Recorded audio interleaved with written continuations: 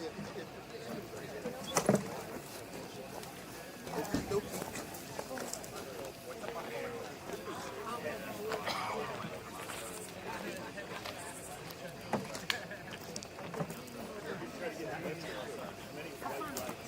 Oh, yes.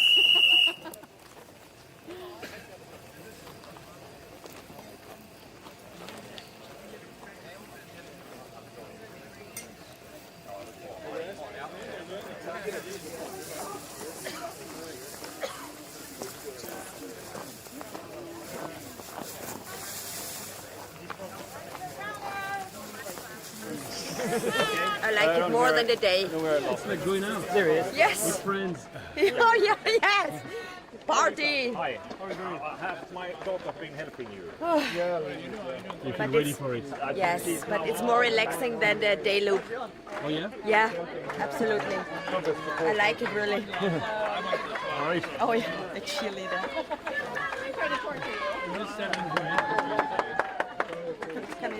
Oh, thank you.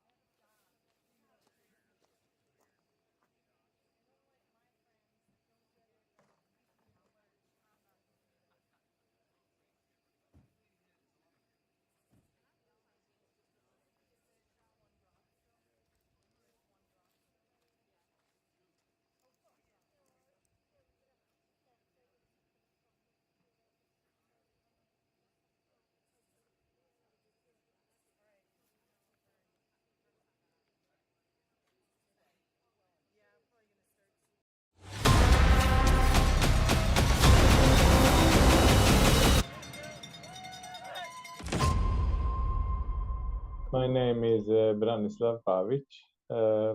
Originally, I'm from Croatia. Some stage of my life, I lived in Bosnia also, and then since 2013, I'm living in working in Sweden. So I get Swedish citizenship, and I'm competing for Sweden now. My best backyard is 56 hours from last year team championship. I'm running ultra since 2013, and I thought that is some race that I want to test my ability, how long, how far I can run. So before backyard, I ran some fastest snow time, one bobsled and one distance here in Sweden, 350 kilometers. So it was some challenge to see, can I go for the more than that, or to try my ability to get so long that you cannot move anymore. It was so shame because last year on team championship I could run more, but I had some injury in my legs, so I couldn't move more. But I think I can run more than 56 hours. But you need to have your week with you. My first backyard I ran 2020. It was first one when I won with 25 yards.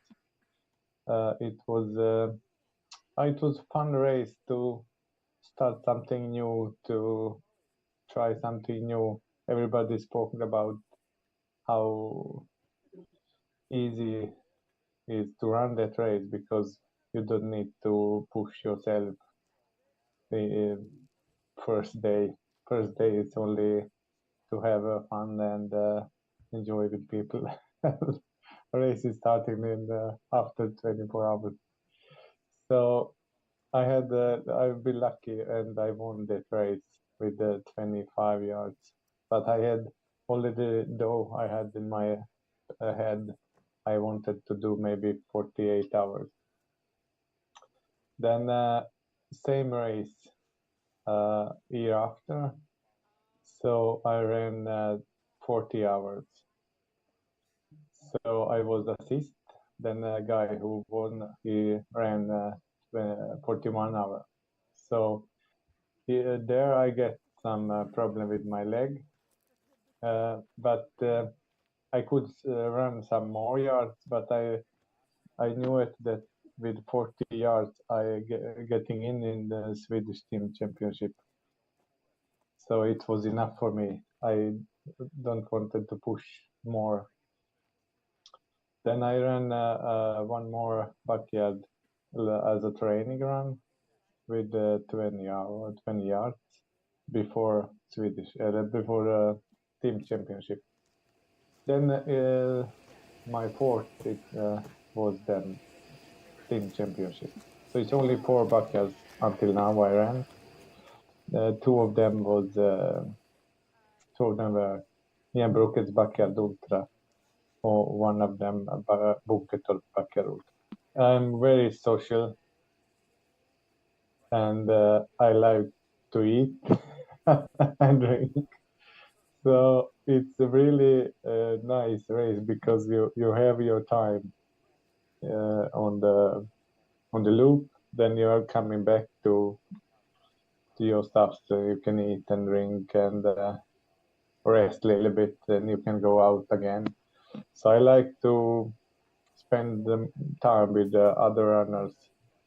So when we ran last year team championship, so after 40 hours until 55, 56 hours, me and Toby was alone.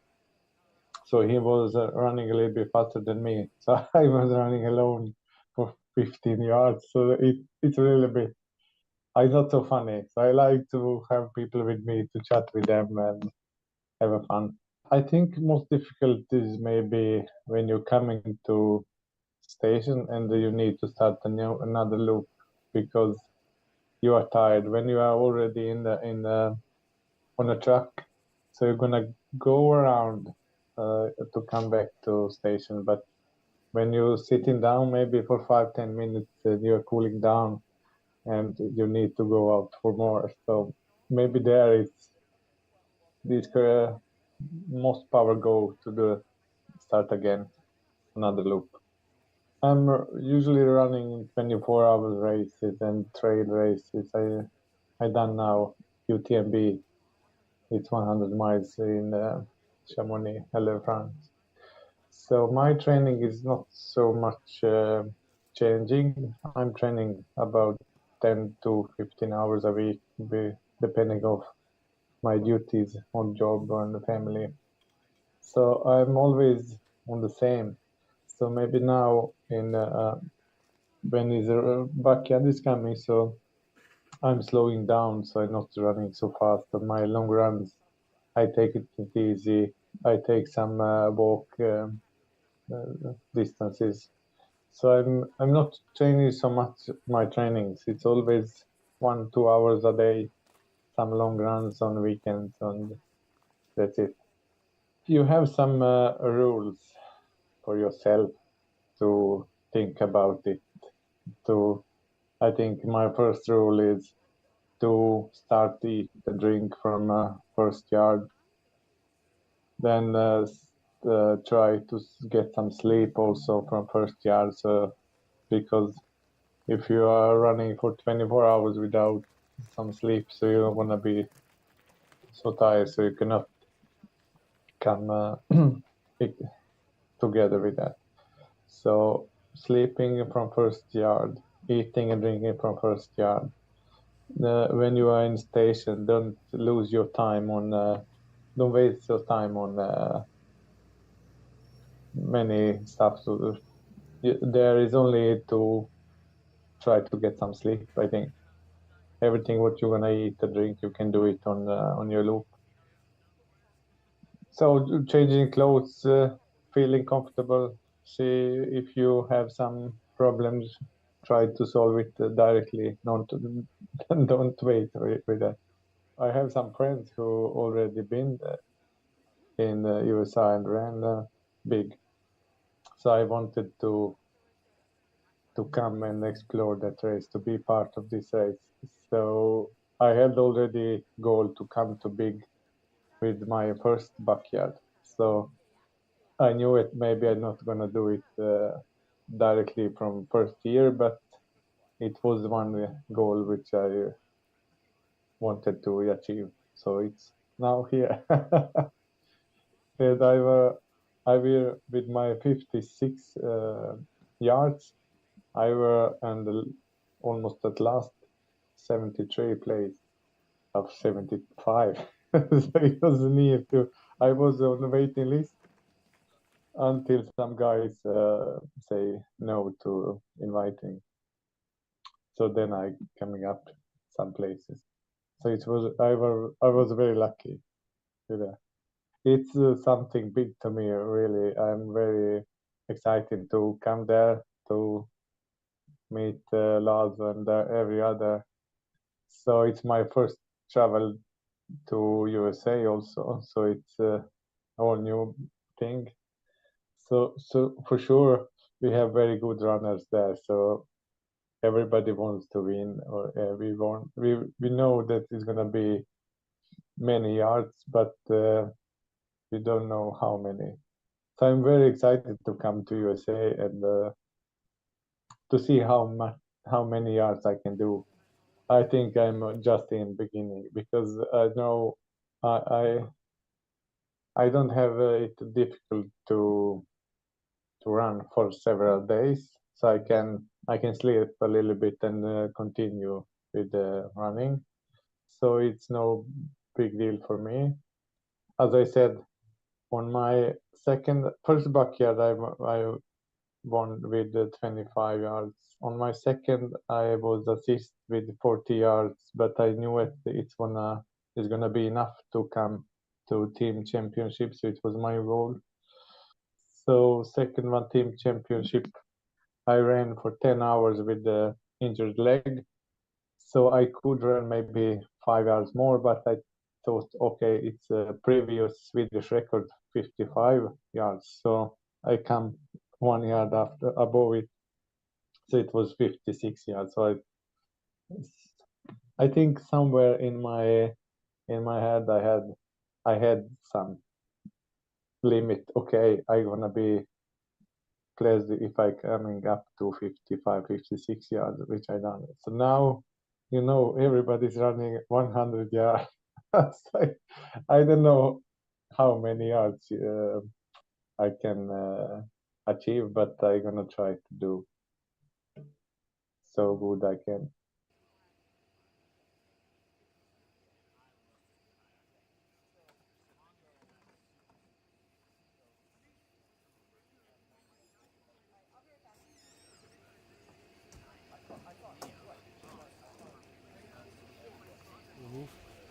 Qu'est-ce qui s'est passé? Je me suis dit pourquoi voir le circuit de nuit? Ça sert à rien. Donc qu'est-ce qui s'est passé? J'ai pas réussi à passer la dernière boucle de jour. J'étais trop que ça s'appelle touché au niveau de l'épaule. J'avais fait une chute il y a 15 jours de ça avec une impaction et puis je sais pas quoi, un mio quelque chose. Et puis voilà, quoi. Vous avez couru avec une épaule disloquée? Ouais, cassé, c'est entre choc, entre deux trucs. Et après, c'est la première fois que je vais en Amérique. En plus, dans le jardin de Laz où la course a été créée. Moi, j'en ai fait que 2 courses comme ça. Et d'avoir la chance de venir courir là, on ne peut pas vraiment refuser, malgré qu'on soit blessé. Quoique, c'était de l'inconscience, j'en sais rien. Moi, dans ma tête, je m'étais dit que c'est bon, mon épaule elle est peut-être fêlée, mais moi je suis encore plus fêlé qu'elle. Et puis voilà quoi. Je sais pas, je sais très bien que je vais me faire engueuler par mon médecin parce qu'ils m'ont interdit, fortement déconseillé. C'est quand même dit, elle ne peut pas interdire de courir, quoi. Je suis assez grand. Voilà, elle m'a dit qu'il y aura peut-être des séquelles assez importantes derrière. Peut-être, pour le moment, il n'y a pas d'opération chirurgicale, mais là, elle m'avait dit que si je ne laissais pas reposer, ça pouvait avoir des conséquences assez graves, mais bon. Comment vous avez fait pour vous refaire mal là, aujourd'hui? Je ne sais même plus si c'est une racine ou une pierre. Je me suis pris quelque chose et j'ai volé et par hasard. Je n'ai même pas du hasard, c'est comme ça, on retombe toujours sur le même endroit que tu as mal, quoi. Donc je suis retombé sur mon épaule avec le genou aussi gauche qui avait morflé, mais le genou gauche, je n'ai même pas vu tellement que j'avais mal à mon épaule. C'est ma femme qui m'a fait la remarque. Donc elle a nettoyé le genou, mais l'épaule, comme je suis contre les antidouleurs anti-inflammatoires quand je cours, là au bout depuis la 5e boucle, là, je suis incapable de. Je ne sais même pas comment j'ai fait pour courir jusqu'à la 10e boucle dans les temps. La 11e boucle n'est pas passée. Les 4 premières boucles, j'avais réussi à faire que la douleur fasse partie de moi. Mais là, après, c'est comme ça. Et puis, j'ai pas vraiment de regrets. J'ai essayé au moins. Moi, il y a Claire qui n'arrêtait pas de me dire tant que tu n'es pas hors délai, il faut y aller, il faut tenter. Puis à la fin, le dernier tour, je suis passé aux toilettes avant d'attaquer la dernière boucle. Et je suis passé trop de temps aux toilettes. Et puis à la fin, je me fais avoir 2 minutes 30, mais encore 2 minutes 30. Parce que j'ai vu que j'étais plus dans les temps, donc à la fin, je marchais. Ça ne servait plus à rien de courir, parce que même en courant, je savais que j'aurais quoi louper, j'aurais été hors délai de 1 minute 30. Donc voilà. Après, De quoi vous vous souviendrez de cette aventure? Alors déjà, déjà du circuit. Parce que, comme tu disais tout à l'heure, moi je suis tombé, mais avant que je tombe, moi j'en ai vu, tous les tours j'en ai vu tomber. Et puis après, même en discutant avec d'autres coureurs que j'ai pas vu tomber, ils m'ont dit qu'eux aussi étaient tombés plusieurs fois. Donc voilà, je retiens que c'est quand même un circuit quand même assez technique. Je retiens que de courir chez le créateur de champs de course, on ne peut pas vraiment refuser qu'on a la possibilité d'en faire partie de ce championnat du monde individuel, quoi, le backyard. Et voilà, et puis en plus, il y a beaucoup d'encouragement. Dès que tu tombes, tout le monde s'inquiète. Et puis même avant le départ, là, nous, avec mon copain, là, on n'était pas dans la même tente. On s'est arrangé avec le Brésilien, tout ça. d'autres coureurs aussi. Tout le monde est d'accord, tout ça. Et puis il y a beaucoup d'entraide aussi, il y a beaucoup d'encouragement. Et voilà, de toute façon, le monde de l'ultra en général, c'est ça, quoi. Donc, voilà, moi c'est ma 3e backyard. Et puis de toute façon, l'Amérique, ce que j'en retiens aussi, c'est avec ma femme, c'est la première fois qu'on venait en Amérique.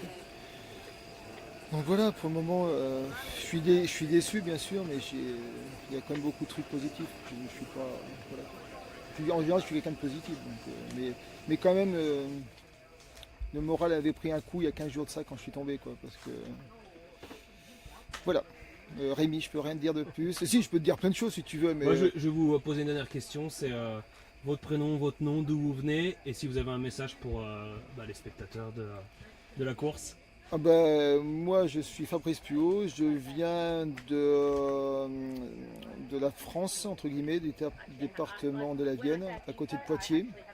La région c'est Nouvelle-Aquitaine, et après le message c'est que tous les coureurs qu'ils se fassent plaisir et puis qu'ils essayent, parce que c'est quoi à dire, mais quand tu vas sur une backyard où le niveau est très haut, tu essayes d'améliorer ta propre marque. Donc voilà, parce que tu en as certains des coureurs qui ont fini premiers dans leur pays, mais avec des scores peut-être pas si importants que ça, parce qu'ils n'avaient pas de possibilité d'aller plus loin. Et puis même d'autres coureurs qui sont qualifiés avec des scores assez importants. Et ici, quand on voit qu'il y en a quand même 4 qui ont passé la barre des 100, ça veut dire que celui qui a un score inférieur à ça, s'il est dans un bon jour et puis s'il ne se fait pas trop mal en tombant, s'il arrive à faire face à ce circuit quand même, qui est assez technique là, de journée, et voilà, que moi je leur souhaite bon courage. Et puis bien sûr, on était 5 Français, on était 4 hommes et puis une femme, je leur souhaite le meilleur, quoi. Là je vais laisser le lit à mon copain, là, j'allais dormir dans la voiture pour qu'il ait plus de capacité de courir, et puis j'espère bien qu'il va améliorer sa marque, comme tout le monde, mais lui il est comme moi, il n'est pas trahir, et puis c'est compliqué, mais tout est possible ce genre de course. Voilà. Tant que tu es dans les temps, ça marche. Voilà Rémi. Merci beaucoup.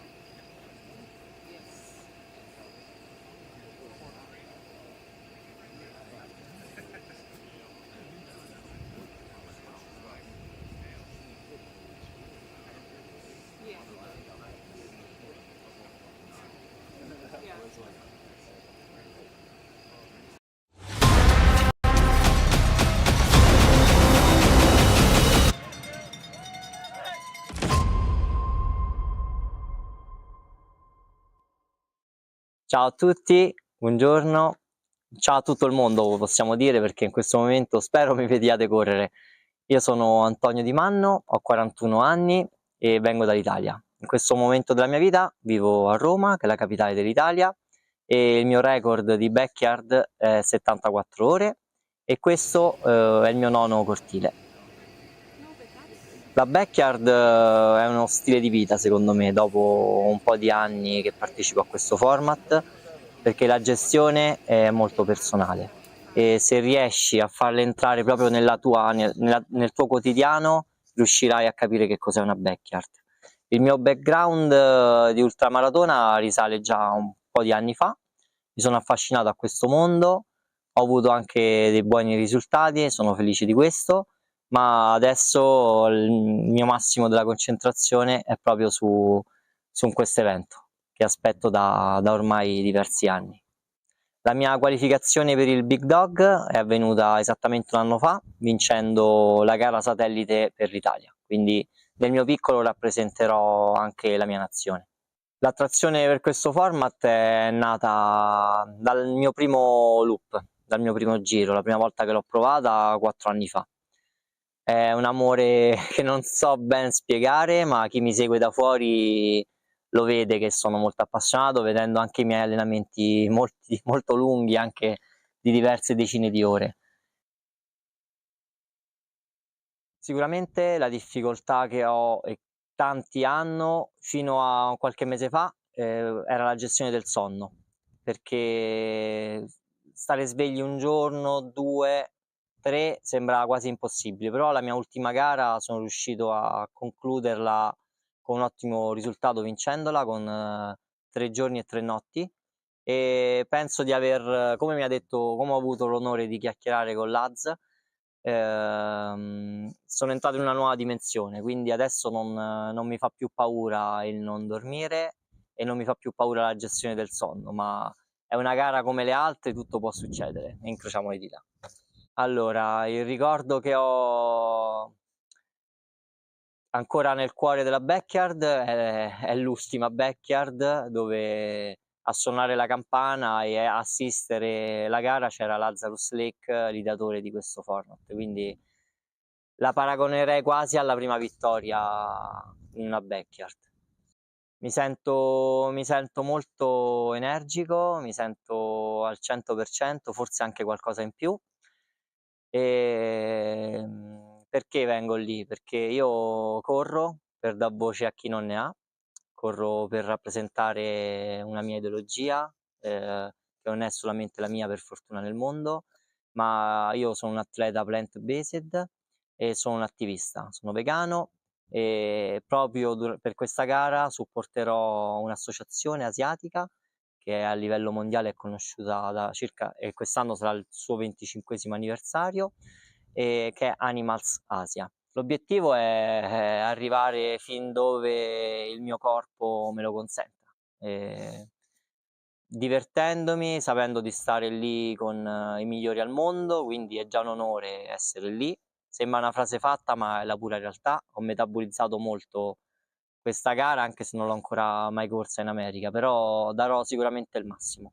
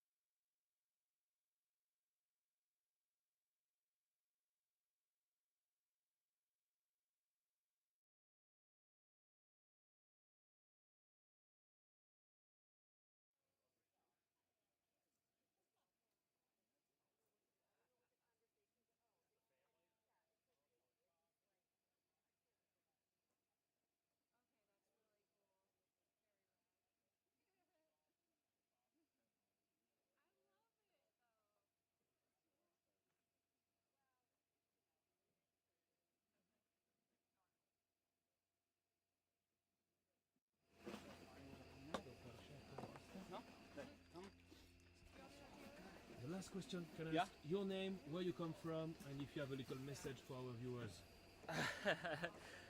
My name is Bartosz Fudali from Poland. Nice to see you. I'm greeting you and thank you very much for that astonishing race. So my message for you is do one lap more. This is it. This is the point of that run. Don't give up. This is ultra running, so you must be strong, survive, and it will be better. I swear you. Have a good night. Thank you. Bye.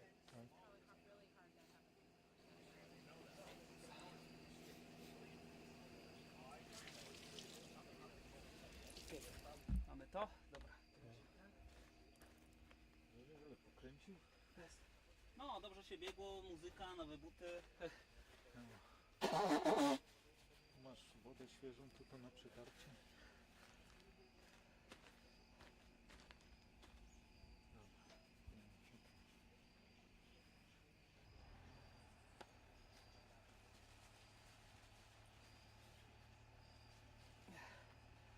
And also, as we are here, the support is part of the success. Half.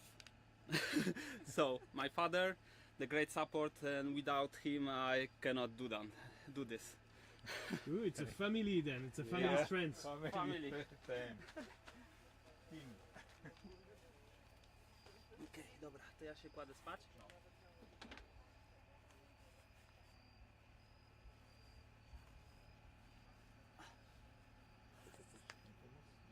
Nie, nie trzeba.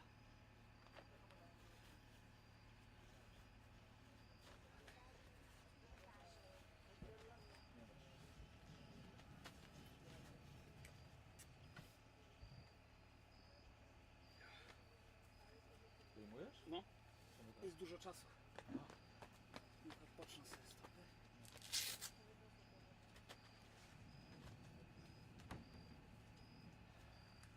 Przewiniesz na drugą stronę? Okej, dzięki. Masz te i te. Dobra. I te, nie zapomnij. Zasłonę. Nie brałeś w ogóle.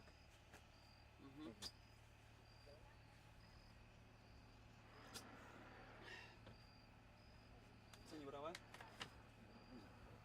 Sticking, nie? Daj mi tą pomarańczowy ręcznik, proszę. No. Okej, dziękuję. You see what I done without my father? Nothing.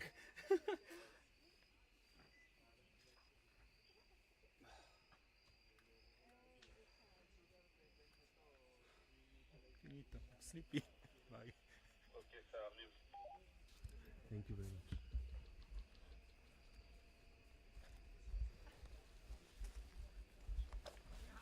Pardon Fab, t'as eu le truc avec le...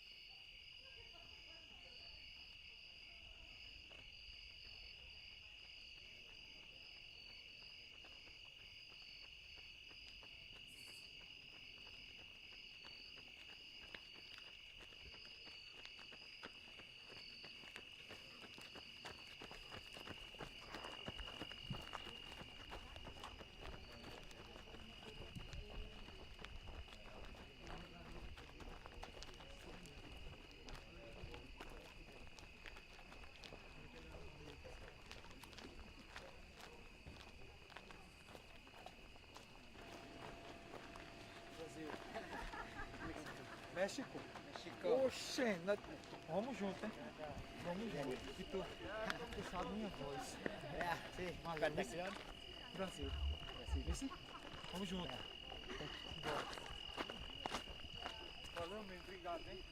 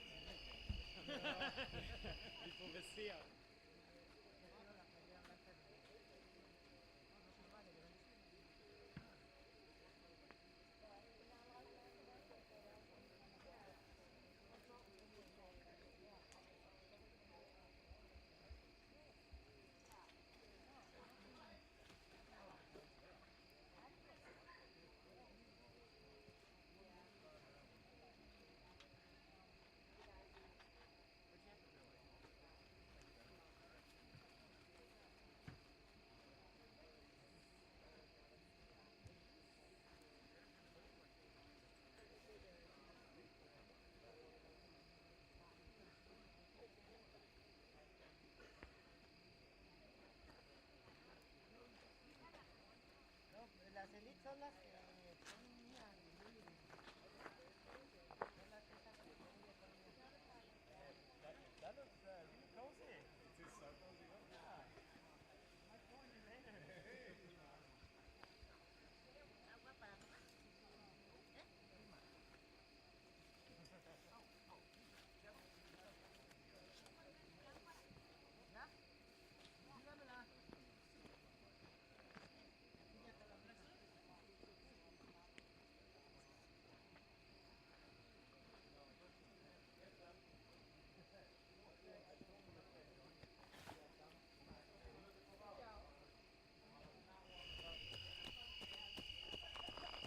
Looking good, Daddy.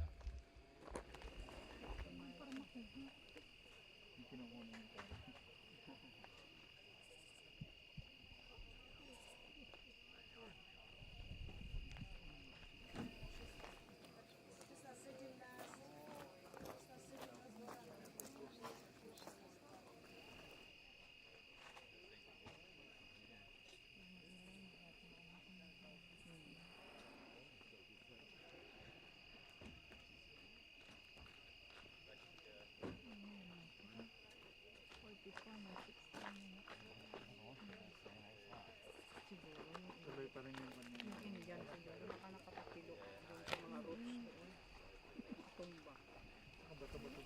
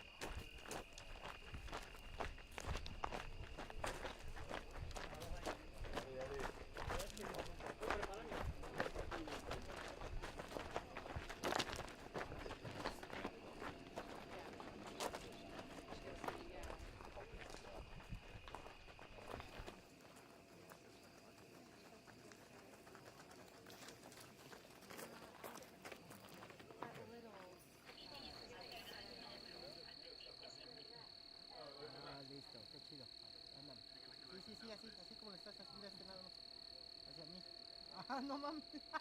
Sí, ya, eso, pinche. Ahora el otro. ¿Sí duele? Sí. Sí, duele. Cámara infragante. Cuenta, espérate, cuenta 10. Más, asumí.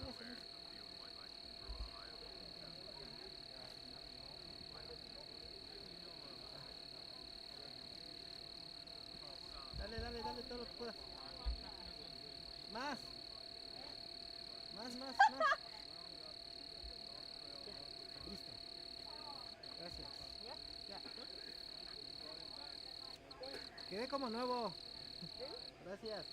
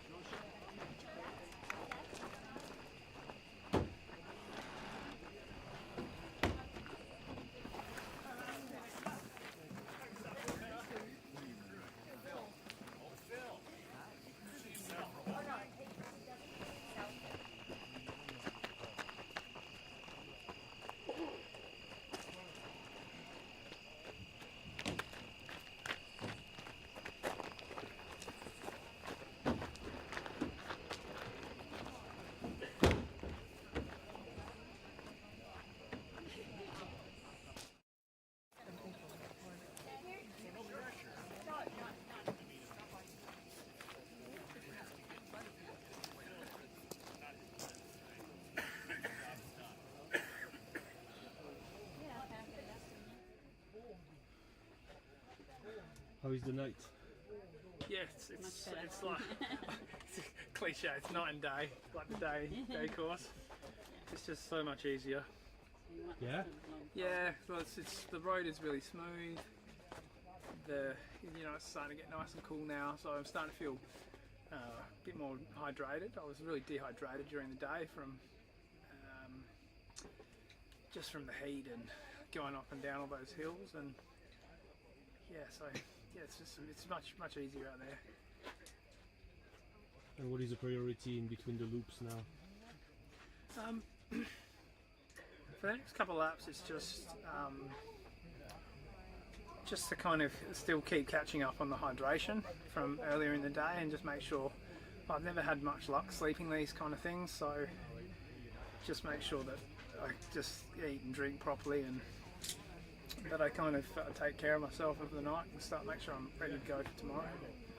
What are you drinking right now? This is actually like a hot chocolate. Yeah, just find at night it helps just to have a little bit of a warm drink when I get in.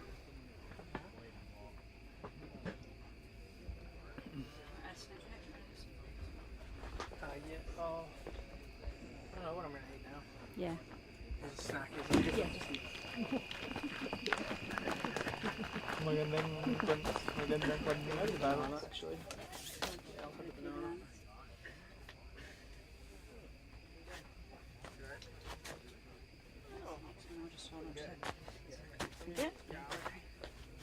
Are you gonna sleep sometime too? I might try later in the night. We'll see how we go. But I'll probably just do it in the chair and just close my eyes for a few minutes and see how it goes. Whenever I put a lot of pressure on myself to sleep, all I do is get upset because it never happens. So I figure it's better to be a bit more chill about it. Thank you. Not ready for any caffeine yet. Definitely not.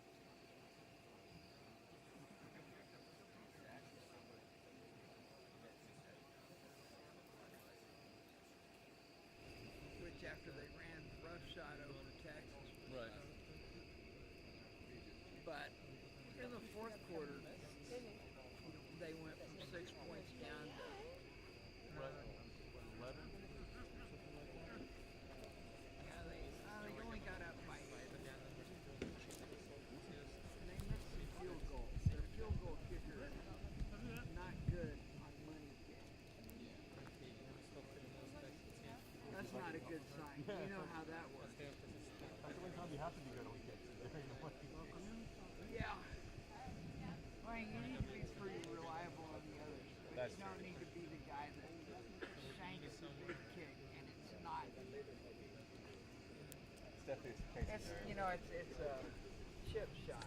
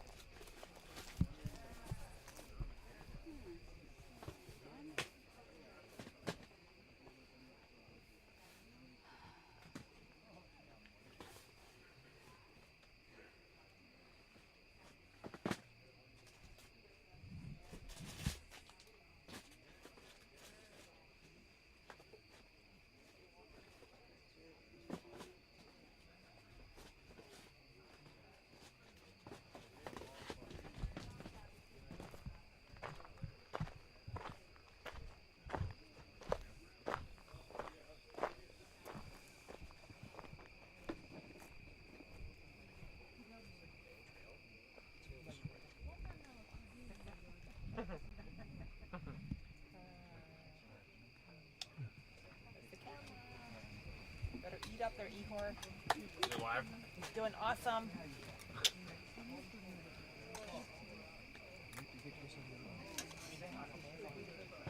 a nice night. Oh, there's a meteor shower at 12:30. Oh, really? At 12:30 tonight, yeah. Alright. Yeah.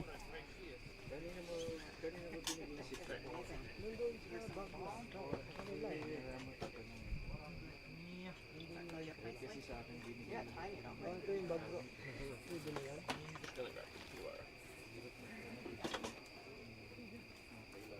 Peanut butter, food of gods.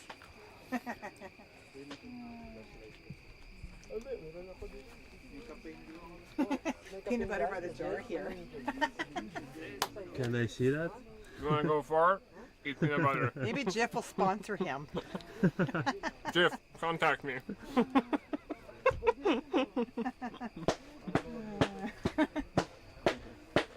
Awesome.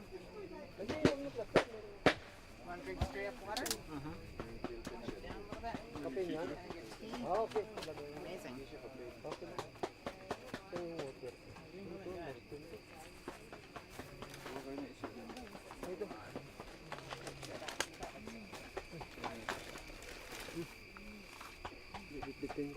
Hindi magkasya. Kung wala na, respect mo.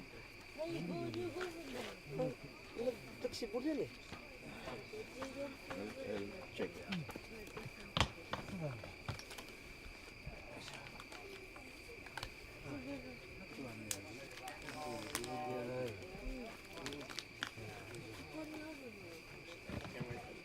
Bago eh. But there is what, 11 more? I'll tell Gina and Susan about their cheers. May upya din bro. May cheer na. Okay.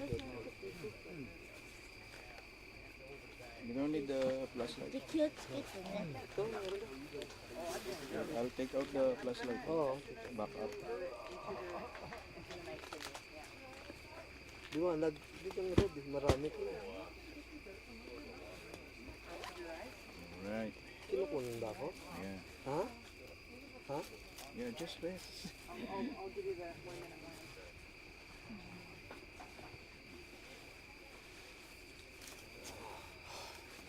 Nice close.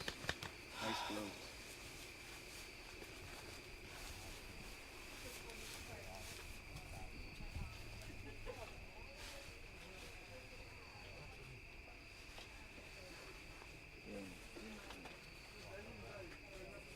I heard someone DNF already.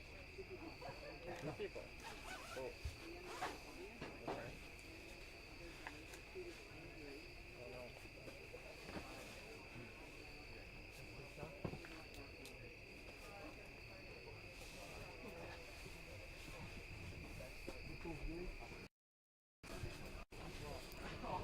I licked every piece. I still have a strong immune system.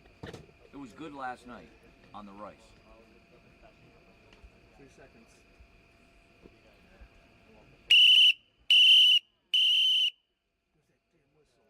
There was a year I cook the whole.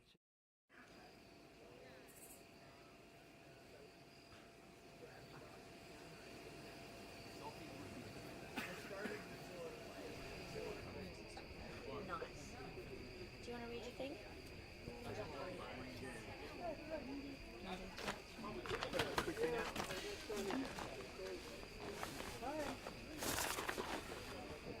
Can I have a buff as well, please? Do you want some buff or a different one?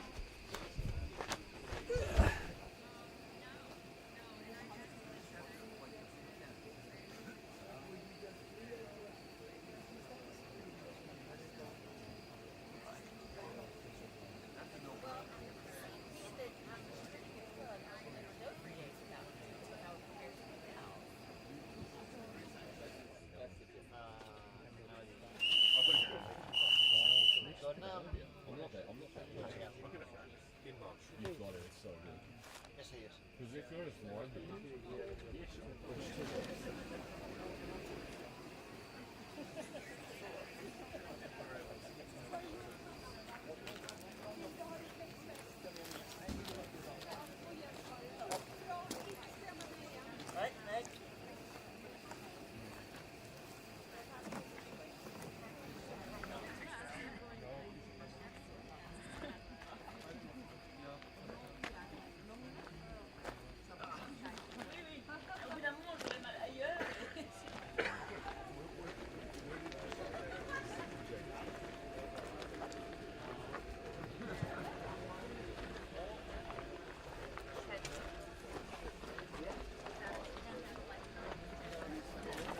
Did you sleep enough? Yeah, about 20 minutes, I think. Between 15 and 20. Of real sleep? Not quite at this stage, but I lay down and I closed my eyes and I just tuned everything out. He was dreaming. Dreaming of what? He was counting sheep. No, it was good. It was a good rest. You were warm. I should hug you more. Yeah, I've just been under a blanket. Ready to go again, guys? Yep. 30 seconds! is this the live stream? There comes.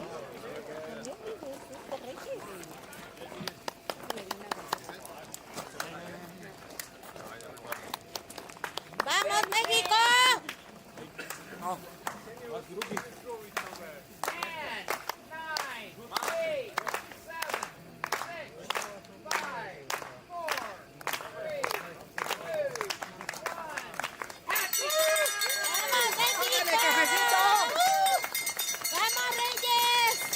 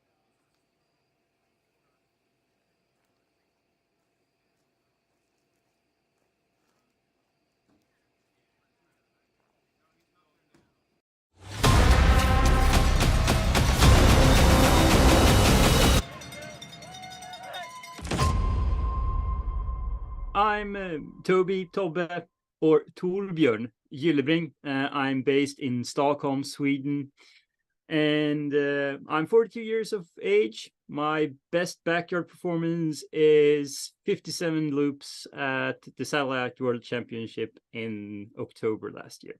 So what brought me into the backyard was that way back in 2017 or 2018, I got an invitation for the first, I thought, backyard in Sweden. And the organizers at that time, they wanted to pull together people from long distance walking, ultra running, orienteering, and see sort of who could really go the furthest. So that's sort of what my first encounter with it.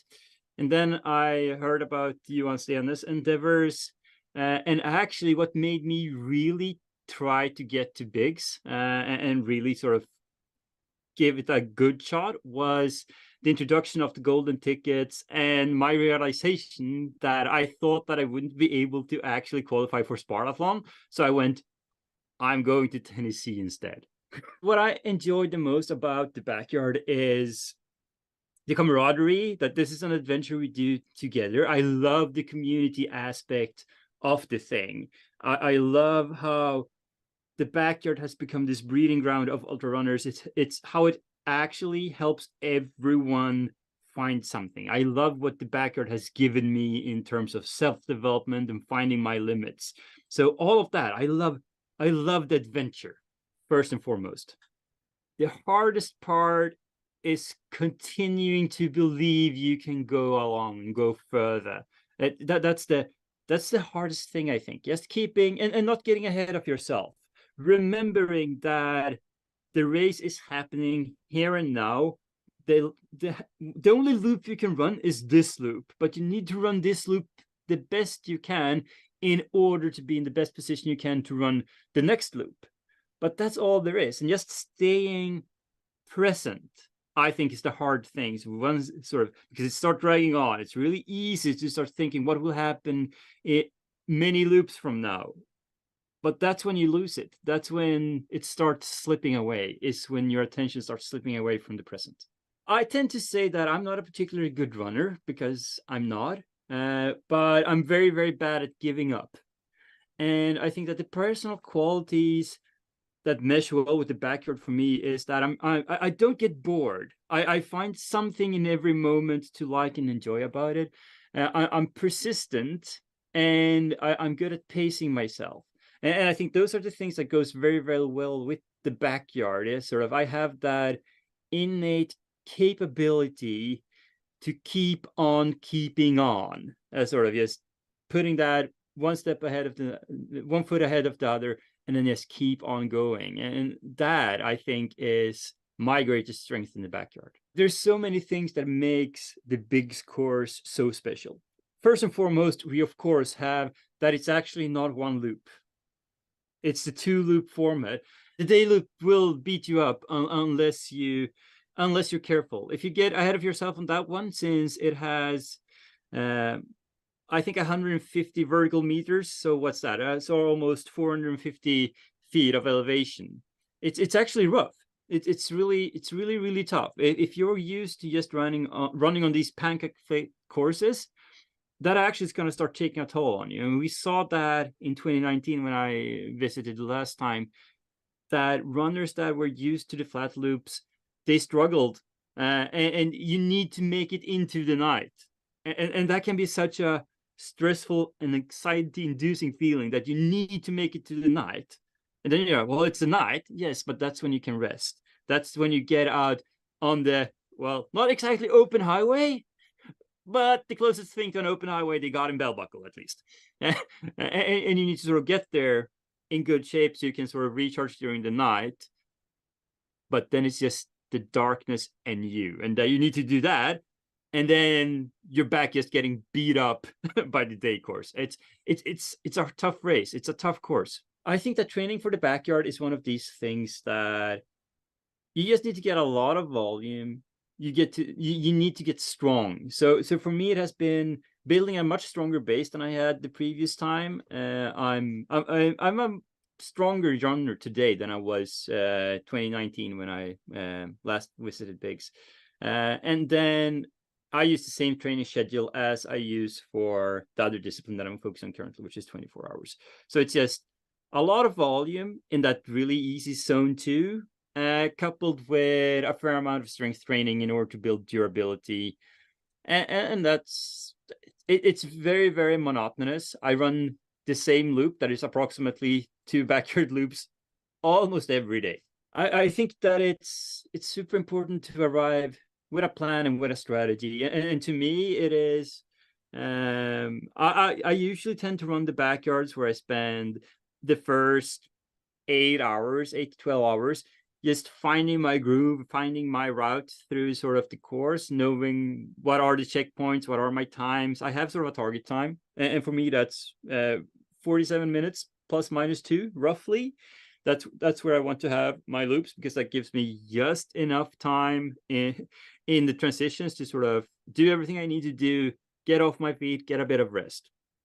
So what's going to be tricky, of course, during bigs is I need to develop 2 strategies and 2 set of timings.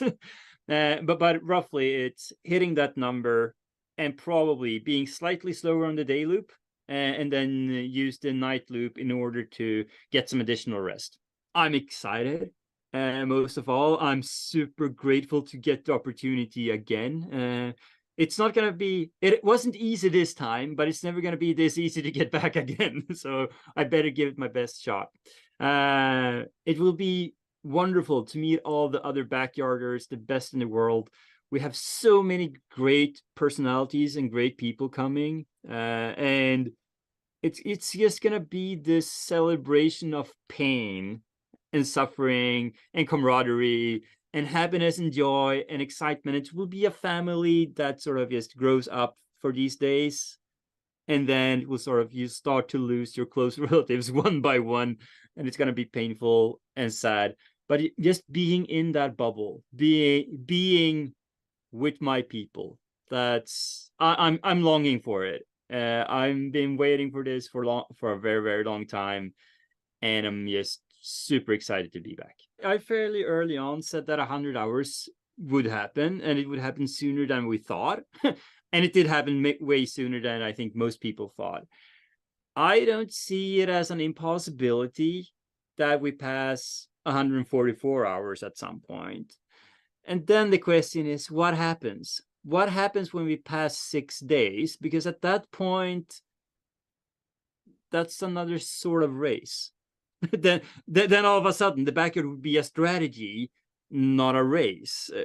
And I think it's going to happen, because I don't think the constraints are as hard as people think they are. I think that there's some people already alive and doing backyards that can do that.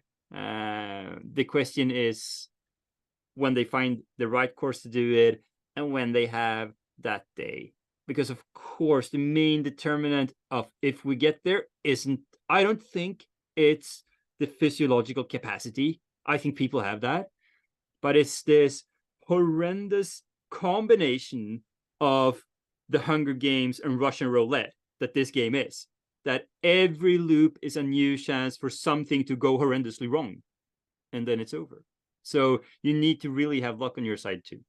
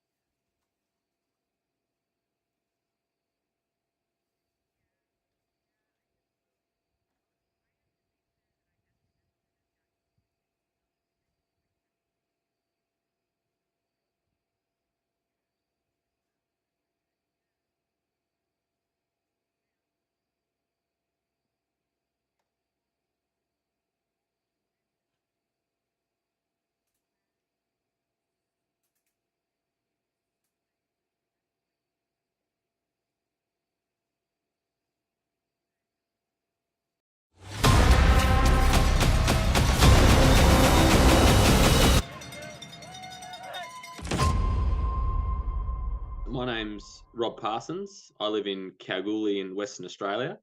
Kalgoorlie's a mining town that's about 600 kilometres inland from Perth, and we have no hills. Everything is flat, so it's very hard to find any hills to run on in Kalgoorlie. And my personal best in a backyard ultra is 73 yards.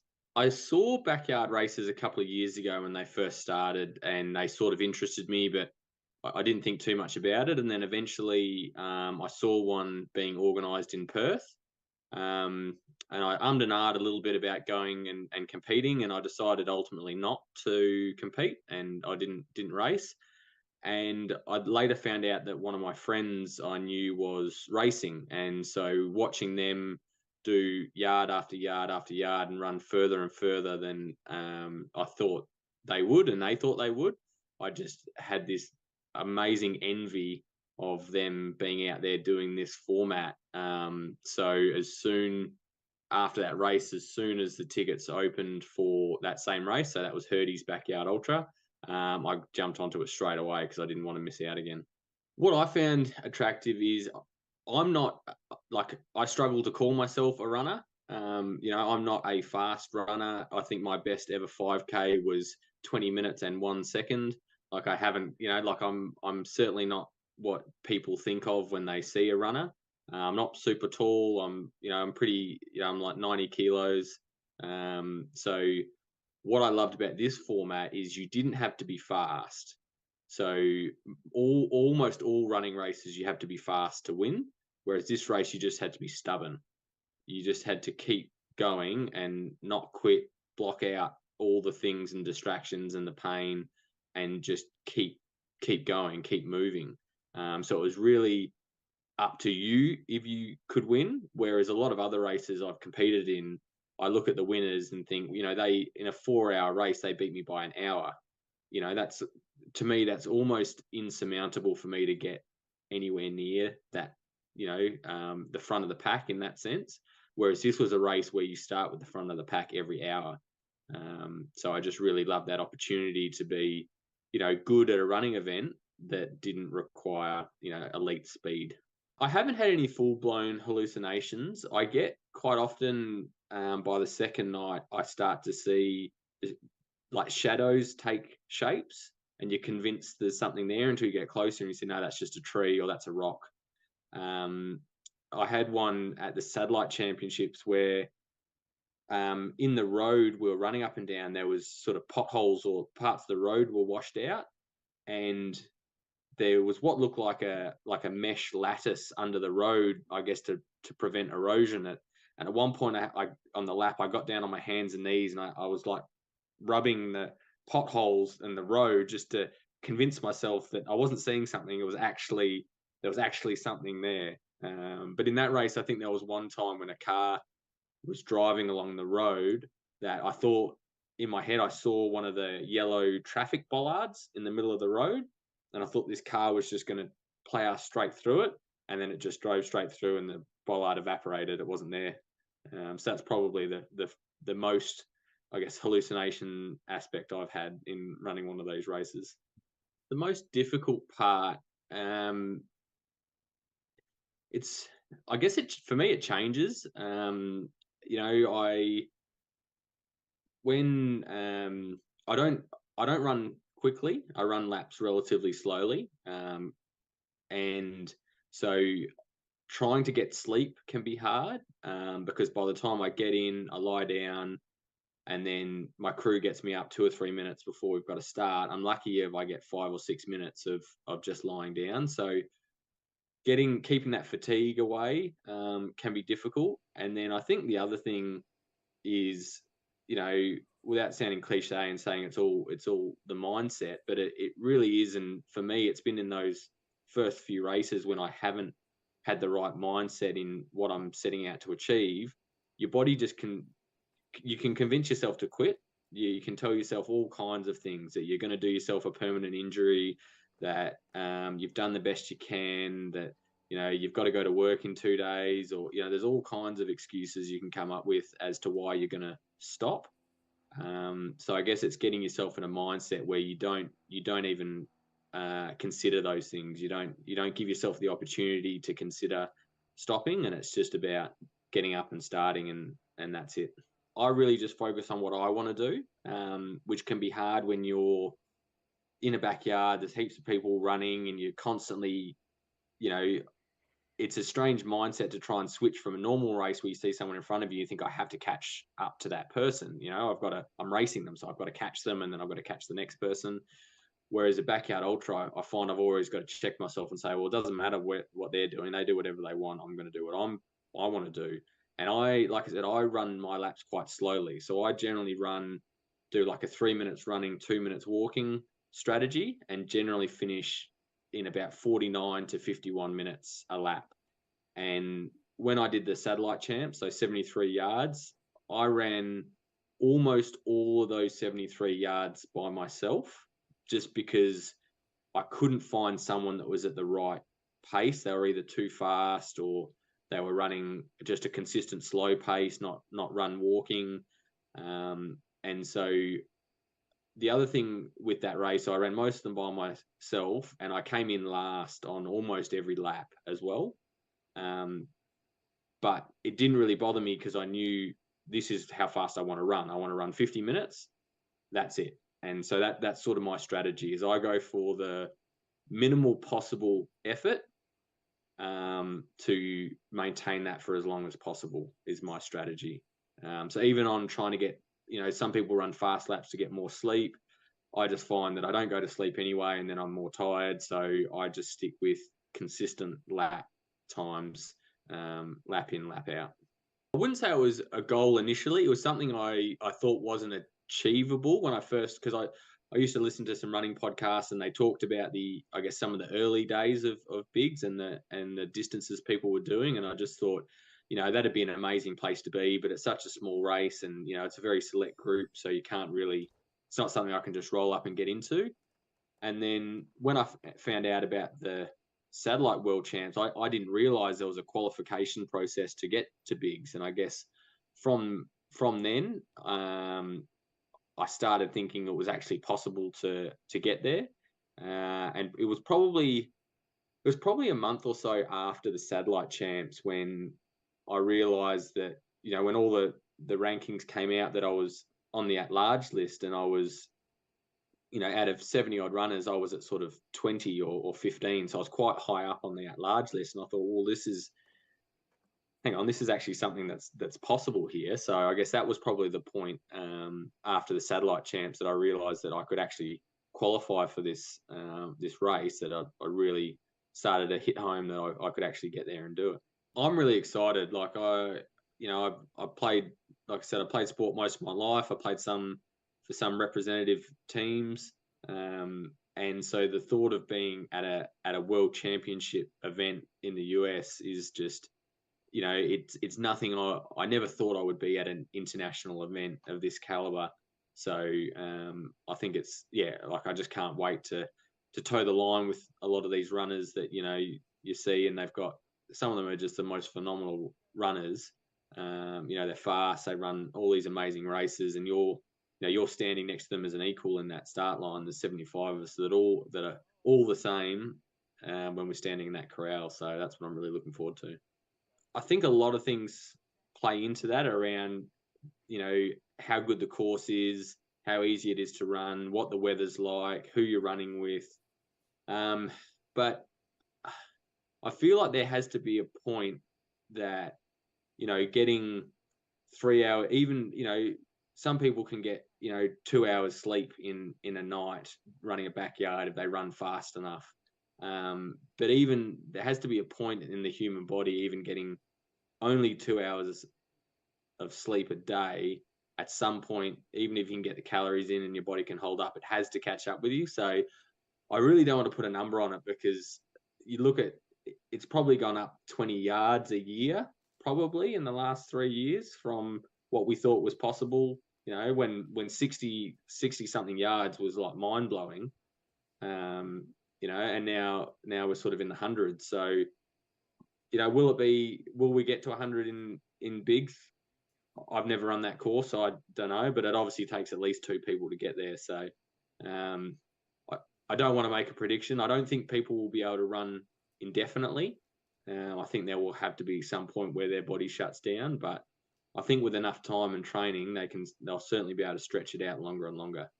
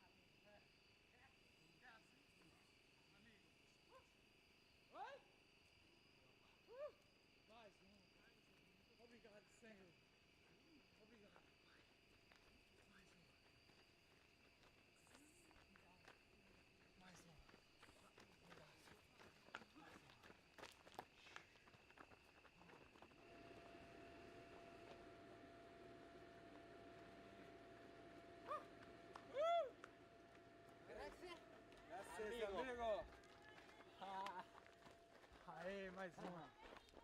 México, México, arriba Brasil, Brasil, México e Brasil, Sul-Americano.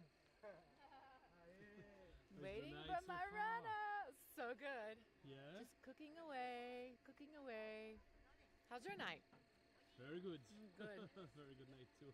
You're staying busy with all the runners. Yeah. There's supposed to be a meteor shower tonight. Okay. Yeah, something to look forward to.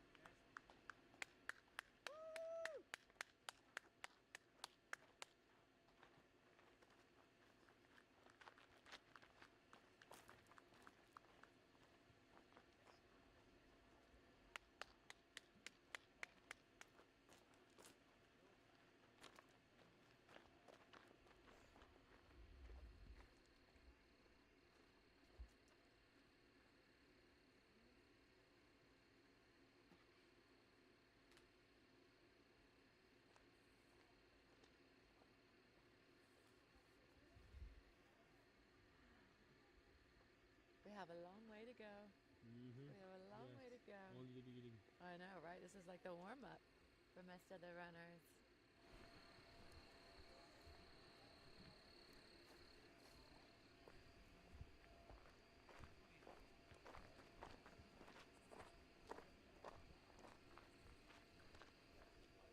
Marty, how you doing over there? I'm good over here. Got the coconut water. Huh? You want some? No, I'm good. And then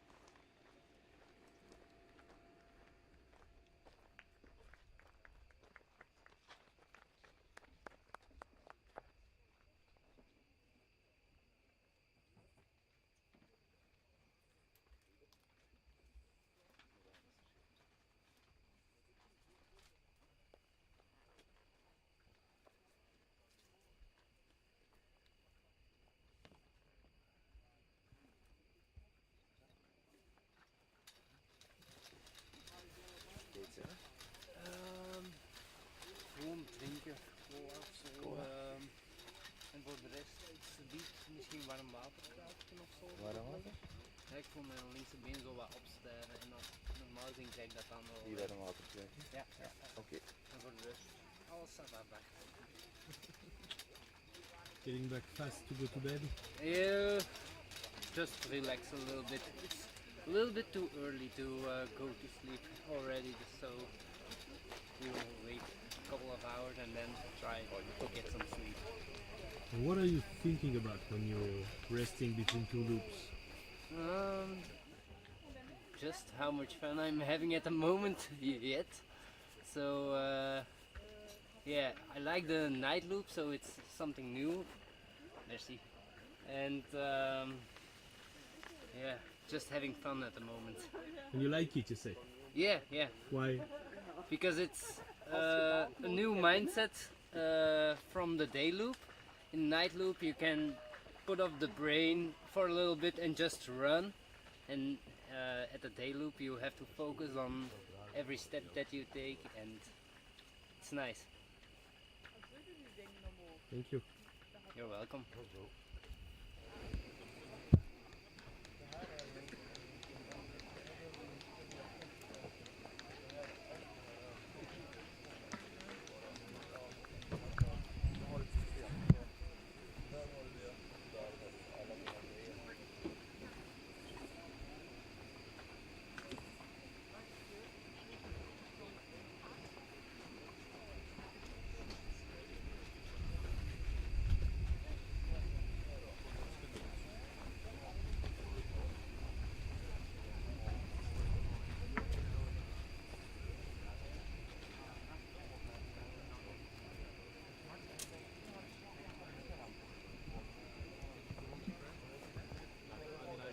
It was easy at the moment, and he was not thinking about how long it's still gonna take. And I said, you will get at that point, but then we will beat the shit out of you and you will go on. And he said, I like your mindset.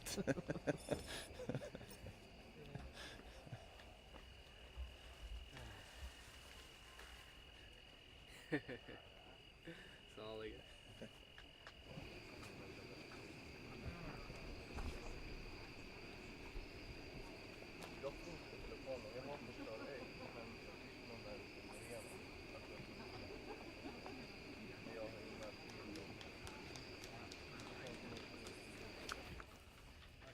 What are you eating? Potatoes. Healthy and good.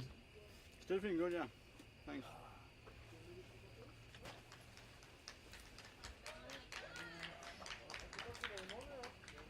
Met al de rest. Ça va, ça va.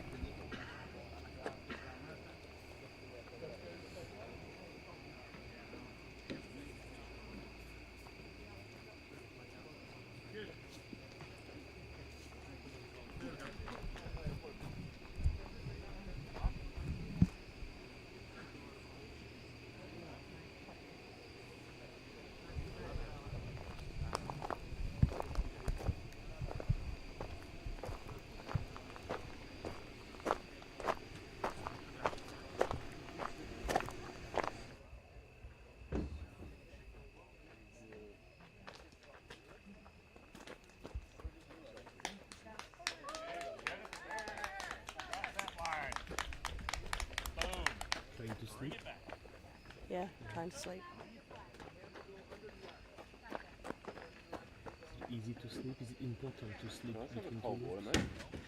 Really important to sleep and to bank it before it gets deep. Yeah. And you, how do you support? Just food, just everything he needs.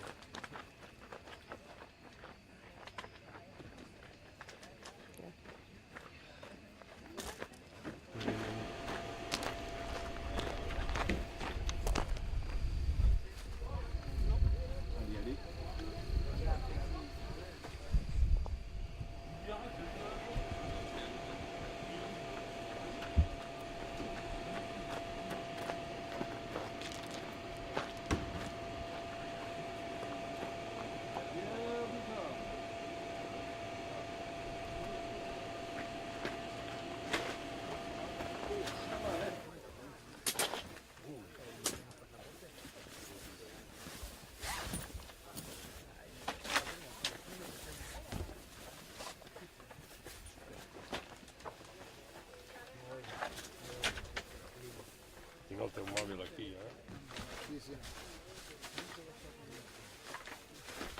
Les samarretes, per què les has agafat? Bueno, per si un cas al final...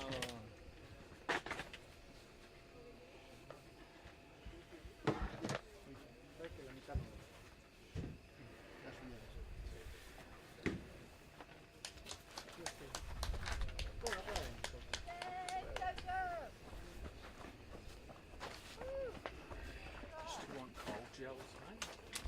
Yeah, keep putting it in there.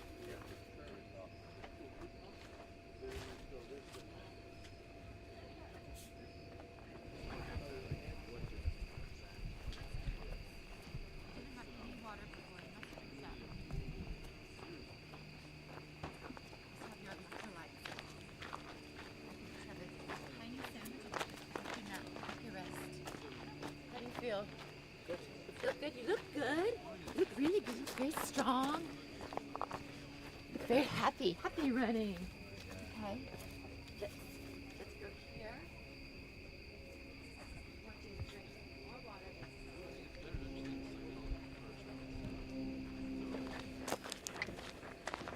Shove, Eric. All right, thank you.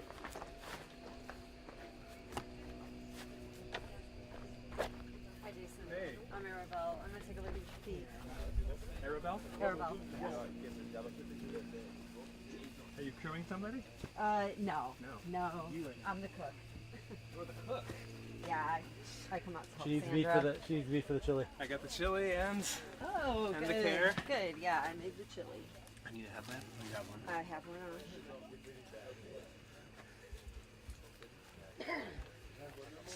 I'm the doctor. I do have a needle and the dust trace on the table. Okay, I have not great. sterilized the needle yet. Okay. You didn't sterilize it? Where's the needle? Oh, it's Can you actually grab the it? safety pin, huh? Okay, perfect. Yeah. We're just, I'm gonna look at it and see what, exactly what you have going on. Okay. What's happening? He's got some toenail pain. Marty thought it might be a His- blister. Something's bothering him with his underneath his toenails, possibly a blister. Yeah, I'm gonna it's wipe all it off. I know it's tender, I'm sorry. But this will relieve some pressure for you.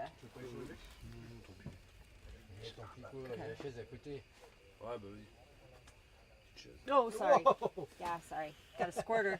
There was, yeah, I didn't see it. You didn't see it? It was up there pretty high. What do you need to eat? You got the chili? Chili. Okay. I should eat. Thank you. Yeah, you go ahead and do that while I'm dealing with this. Ooh, there's a lot in there. This is good film, isn't it? This is real. Do you feel anything?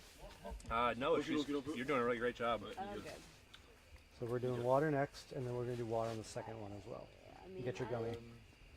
Just so you can prepare yourself for the grief process, you're going to be losing this toenail at some point. I'm fine with that. You have a Okay. It's right next to you. How's the other one? It needs care too. Okay. Actually, the right one's the one that's been bothering me. And then I started feeling that. I'm like, whoa. Should I tape it up or anything? I wouldn't. No? Okay. I wouldn't. I mean, I'm here Well, till tomorrow. If it needs more, I can. Yeah, I can do one. I do have bass tracing as well we can put on. Yeah. Have what? Yeah, I would. Bass tracing. What? That one hurts more. Yeah. Ouais, les baskets, You doing fine though. elles sont merdiques. Elles sont humides ou c'est bien échangé ou pas? On peut What faire 2-3 tours did avec you les just ASICS find? à la rigueur. What did you find? Oh. Mais elles vont bien, je suis bien. That's why it hurts, huh? Yeah, it's just, it builds up pressure. Yeah, this will help. I'm gonna make a couple of holes, and that way, hopefully, it'll keep draining. Okay. Ooh, yeah, that one's really. Yeah, this one's got a lot of fluid in it. Okay. Oh, yeah, a lot of fluid in there. You're running out of breath. I know. Yeah, well, that tends to Does it help. hurt? Or? Quand tu t'arrêtes pas, c'est. No. Oh yeah, there's a lot in There's a liquid in that lot one. in this. C'est le jus, il y a rien You direct. didn't feel it? I'm feeling the toe just from running. But the pokes I don't really feel. No, because you're not gonna feel that. Yeah, this is really early in the race for this. I mean, there's a chance that they fall off before you're even done, and then you don't have to worry about it. I know, right? Golly. I was excited that they weren't full grown. I thought they wouldn't give me any problems. Ouais, ça veut bien faire ça. Non, mais. Ouais, super bon. Ouais, super, ça passe bien. How are you feeling so far? On change les pompes. Okay. Actually, running doesn't feel that bad, but when I come in here and touch my toes, I'm like, ugh. I want the blue, actually, the blue shoes. The teal ones? Yeah. Là, sur 24 heures, on fait entre 4 et 500 calories Tectonics. il faudrait 10 000 calories par jour. They're earth-shattering. Non, mais c'est bien, c'est bien. C'est bien parce que You're just gonna smear a little bit of this on. Right? What is that? It's just like Just bacteria. disinfection? Yeah, it's just like Neosporin kind of stuff. Just to kind of, You're awesome, thank you. Oh, you're welcome. Did Marty find you? Yeah. How did this Yes. happen? Okay. Yes, yeah, actually, Marty found Marty her. asked around and Randy Cryle came and found me because Randy's known me for years and he Okay. knows that I you want to do a lot of crewing. I have about Ouais, 50 ça peut se athletes I and knew I do a lot somebody of would their know. races. So. T'as pas ça dans le poté ou c'est une envie que t'as fait piquer? On va vendre these? Yeah, j'ai we'll aussi go le to poté, those. ça. Like I said, I'm probably not leaving until sometime tomorrow afternoon. So if they need a little more care at some point, just let me know.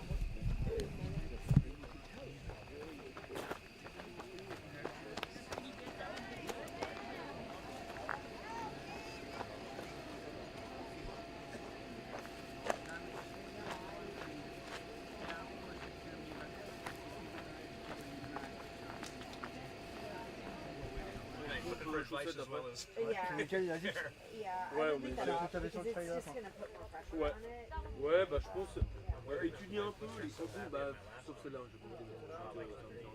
Yeah, yeah. J'ai assez de basket pour. Oui, ça me fera des pompes pour.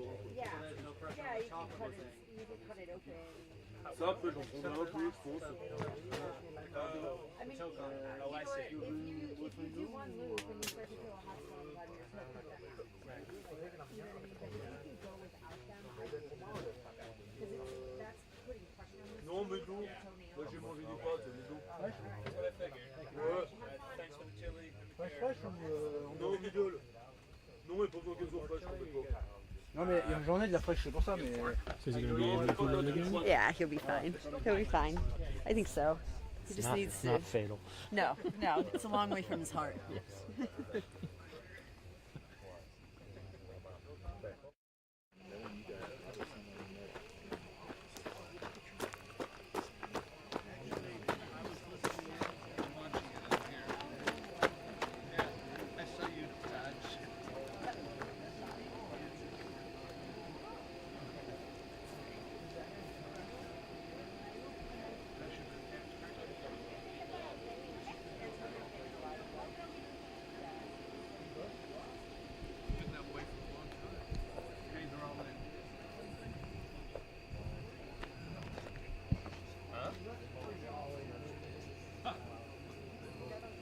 Duke is up by 3. Third quarter late.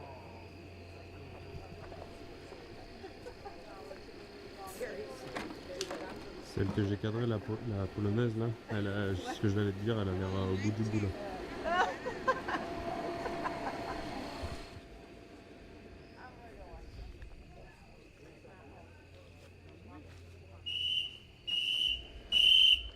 So we're at pretty much 14 hours right They now. love that more and more as the day goes on. The whistle? Especially in the night. Oh, the whistle, yes. Has everybody arrived yet? Or? Yes. I mean, isn't even the film crew getting to love the whistle? It's Groundhog Hour. Co? Lepiej, nogą ruszam.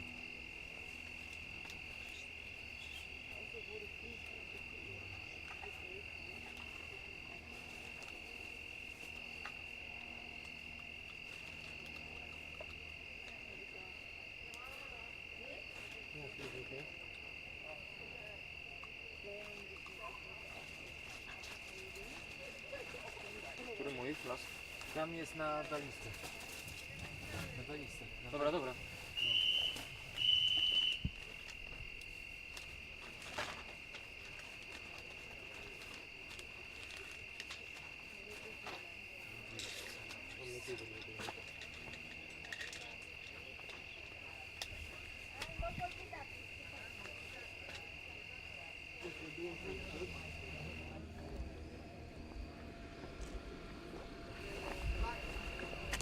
Hot mic! We got a hot mic. 15, tak?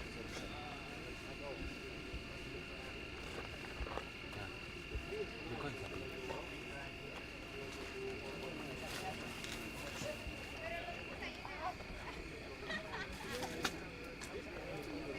Czy to bez flaszka lecisz, tak?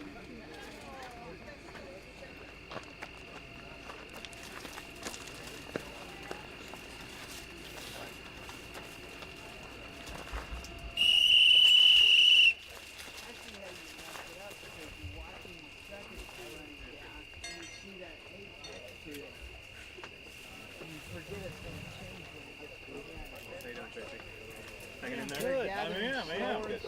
How's the little toe?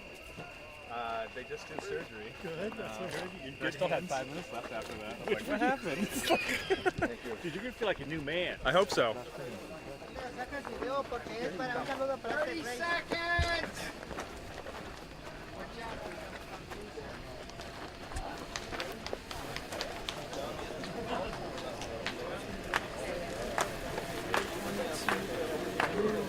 T-A-R-K, it's dark outside, so be afraid. T-A-R-K, it's dark outside, so be afraid. No, come back.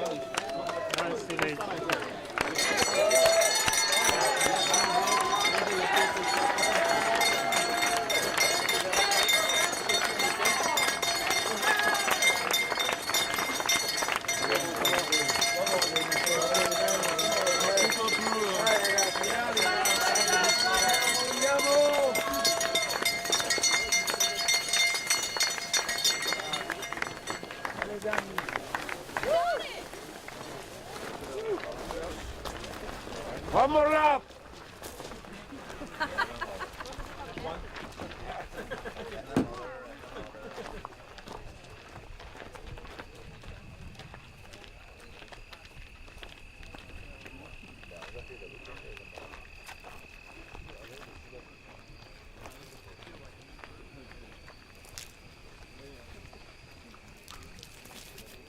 Last shower.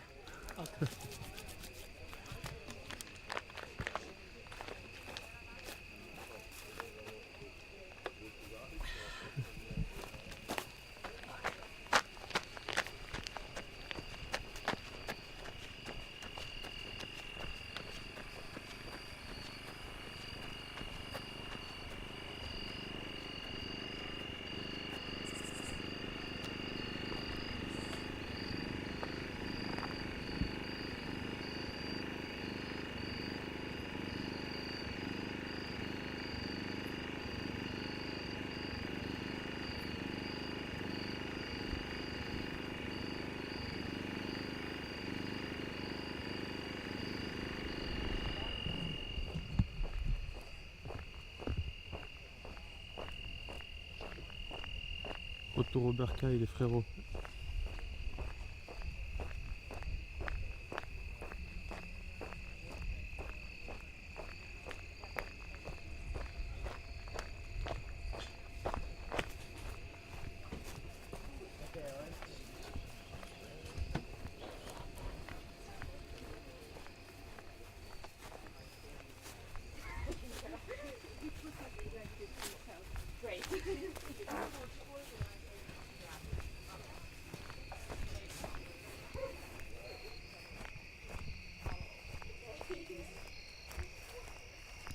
J'ai jamais vu ça, des ampoules sous les ongles. C'est ça.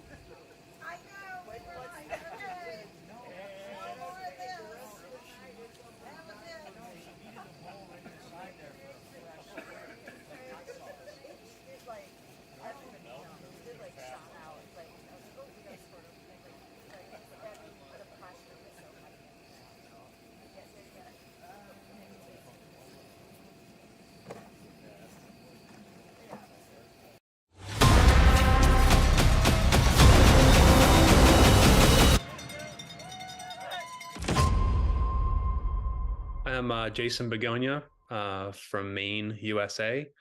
I'm 46 years old, and my personal record in the backyard is 57 yards at Capitol Backyard in Washington, D.C., the capital of the United States.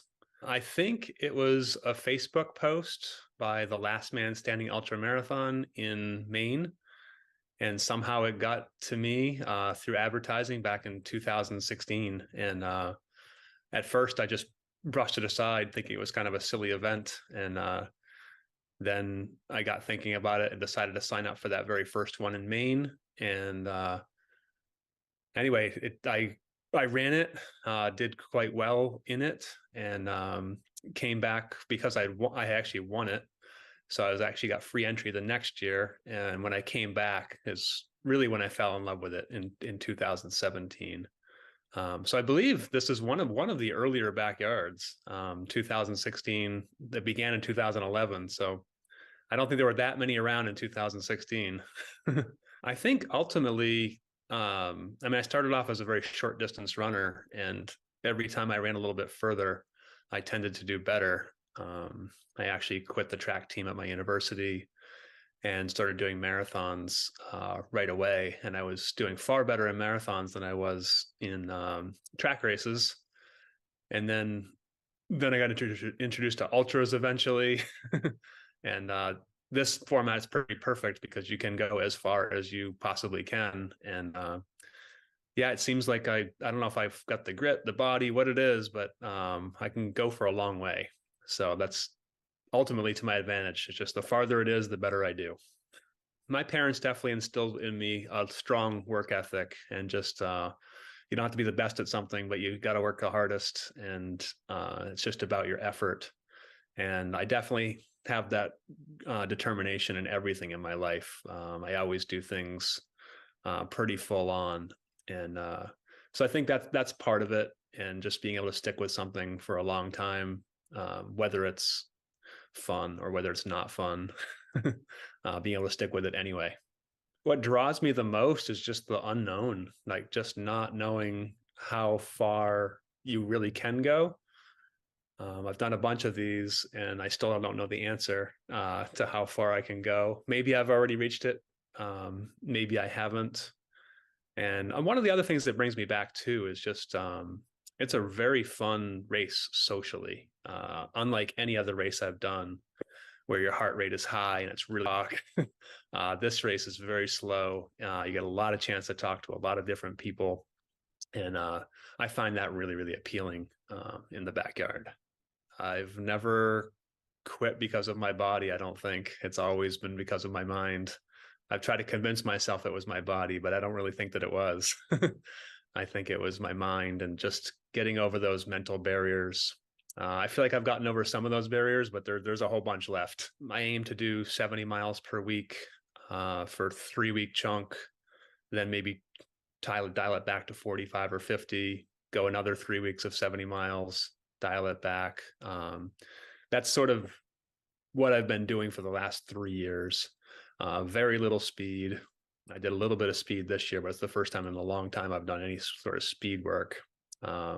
I'm not sure how important it is, but mostly it's just the volume of miles. And then lately I've been trying to do more miles on trail because I'm mostly a road runner, and working on changing speeds, going for really slow runs, going for faster runs. But for the most part, my strategy has been volume because that's about all I have time for, is just to get the to get the good volume in. The strategy for the race, absolutely. I have a spreadsheet that I'm bringing along that talks about my nutrition, motivation sort of things are in that spreadsheet as well. But basically at the beginning of the race, just really try to have a lot of fun right there at the beginning, first 6 to 12 hours before it starts to get a little bit harder. And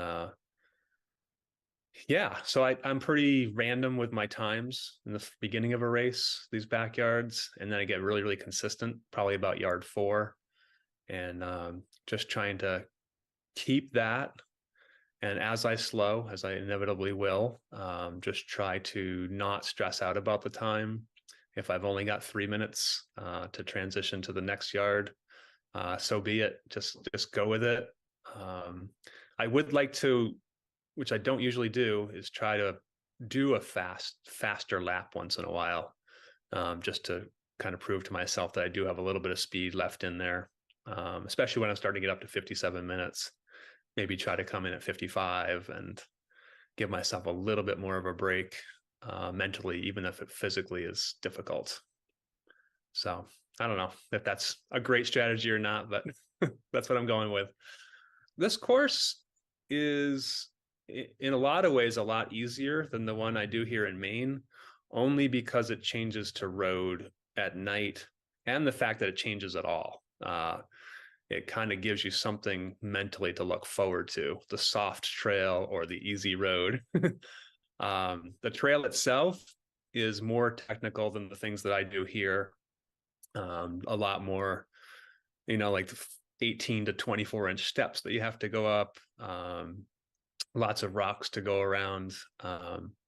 So it is a challenge. The day course is challenging, but it is offset a lot by the night road, which I find very comfortable and very easily mentally to look forward to that.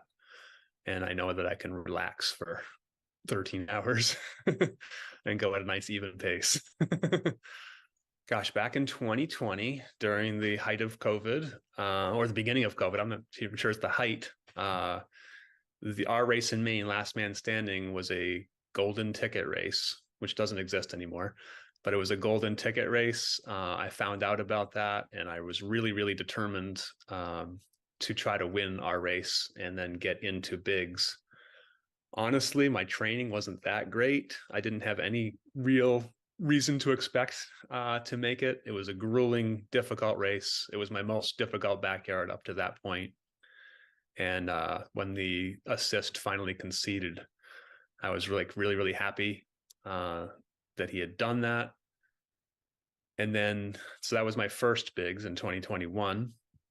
In 2022, I had to go down to Capital Backyard and try to put in a really, really good distance to try to make it back and make it on that US team. And yeah, ultimately I was successful, barely. I think I was last or second to last on the at-large list to make it in there. And then and then for 2023, I kind of let fate decide whether I made it. I had put in 57 yards at Capital Backyard. I was hoping it would hold up, and it did. On the last day of qualification, I was 75th out of 75 on that list for bigs, and I was pretty excited about that. Honestly, as a runner, it's discouraging to see it go up that fast. I was much closer to a world record two years ago than I am now.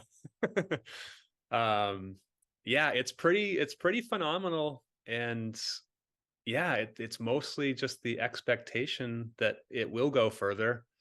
And a lot of people have that in their minds. I mean, I bet there's at least 65 of us that are thinking to win it and make a world record, which is phenomenal. I mean, the reality of it is only a few might actually get there and one ultimately win. But there's a lot of people looking at that. It's a glass ceiling that keeps getting smashed every 6 months. Somebody breaks the world record. It's pretty phenomenal to see, and it definitely makes me think that it's gonna keep going up quite a bit still.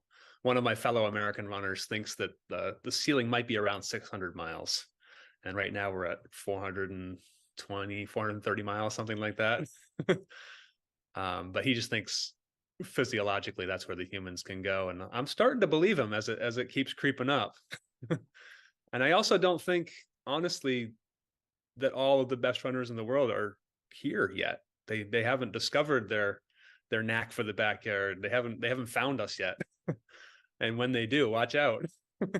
I'm really excited about it. It's really cool. It's the first bigs I'll be at that has a full field of 75 people there. There was 36 in 2021, 15 Americans in 2022, and this is going to be a big pretty crowded, very, very competitive field. I'm excited to meet some people from overseas. I think I actually know all the Americans already. But yeah, I'm excited for it. I'm even looking ahead, trying to get onto the US team for next year as well. So I'm really looking forward to being down there, bringing a couple of friends with me, one to crew me, one to crew the Moroccan national champion. So that'll be fun socially as well.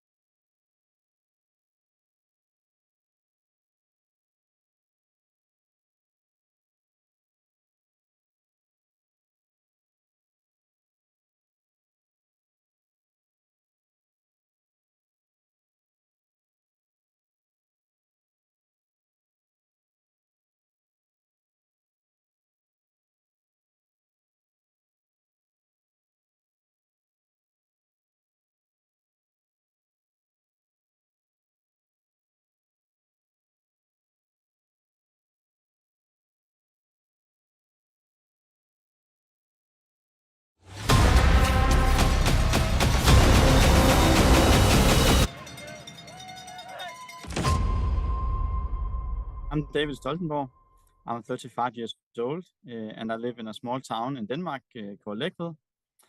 I have been running ultra races for 7-8 years, I think, and been participating in 8 backyard ultras now. And I do have the Danish record of 73 hours. Actually, it was in 2019. I qualified for the World Championship in Ultra Trail in Argentina that year, which was in November. And the first backyard ultra in Denmark was in March. So I used it as a training, but I got hooked on the concept because it was so cool that you could do this mentally and physical thing together with a lot of friends. So I stick to the concept and I have been running backyards ever since. I didn't really know what to expect. I just wanted to test my limit. So I thought that maybe it would last 10 or 12 hours and then everyone was done. But we continued through a whole day and I got injured, unfortunately. But it was a cool experience, but I didn't know what to expect when it started. I came up with no crew at all. So when I was through the day, people started supporting me because we were not that many participants left. So that was really cool because there was a lot of local people helping me and they didn't even know me. I find it very attractive that you have those mentally strategies which you have to use because you cannot just allow yourself on your physical experience because you get challenged so much mentally. And then you have these friendships, you form new friendships at every race. At the bigs, I will come to the US together with another Danish participant, which I didn't know before we ran together. And then we became close friends and ride each other very often. And you are just having a party out there on your own. So that's appealing as well. The most difficult is to get some sleep. I have trouble falling asleep and then you get really, really tired at the third day. But sometimes you almost fell asleep while you are running. So that would be my most difficult thing. But also that you just have to keep moving for such a long time. Your legs get tired. Maybe your stomach isn't working very well. That happened for me at the Team World Championship in Denmark. So I had to take 5 hours where I did not sleep and I did not eat. I did not drink at all just to get my stomach fixed. And then it worked again, fortunately. I try to make a little bit of a joke about it. So I say to myself and other people around me that the first 24 hours, that's the show off of the route. And the next 24 hours are the warm up. So the race starts after 48 hours. So I mentally can prepare to be at my best spot after 48 hours, because that's when it starts to get hard for me and I have to give everything I have. So until that, it will just be the show off of the route and the warm up. So that's a mental strategy I use. And then having people to talk some good things about me, so I didn't get tired too early and just say, David, we know you are better than this, keep going. And that motivates me. A lot of my friends know that I am running these backyards and have heard about it for years, so they know what it's like. And I have had different people crewing me, so they know it as well. But new friends, I tell about it, or colleagues at work, they just think that I'm crazy, that it's not physically possible, and they ask me, how do you do it, how do you train, how do you eat, how do you live your life besides it? But really, it's just to break things down. You just have to take one loop after loop after loop, and then it add on. So it's different compared to which kind of people you're telling it, but mostly think that it's really, really crazy to do these kind of things, and it seems like it, but if you have been training properly, then it's not very crazy, then it's just next level. I use a treadmill once a week or once every second week because I'm living in Denmark where we don't have any steep hills. So I take an hour or an hour and a half with elevation, 15%. And then I keep going for an hour or 1.5, and then I take usually 3 days with a restitution run around 30 kilometers per day, just pace 6 or 5:30, and then I run half marathon in the weekends, And then I do some block training, where I do a lot of hill training 1 week, and then a lot of strength training, and a lot of cardio training as well. I'm looking very, very much forward. We know a lot of the other runners at the World Championship. We met at the Backyard Masters or have met before. Also, in 2022, I ran the Backyard Masters, so we know some also from that year. So I think we will have a party that is going to last a while.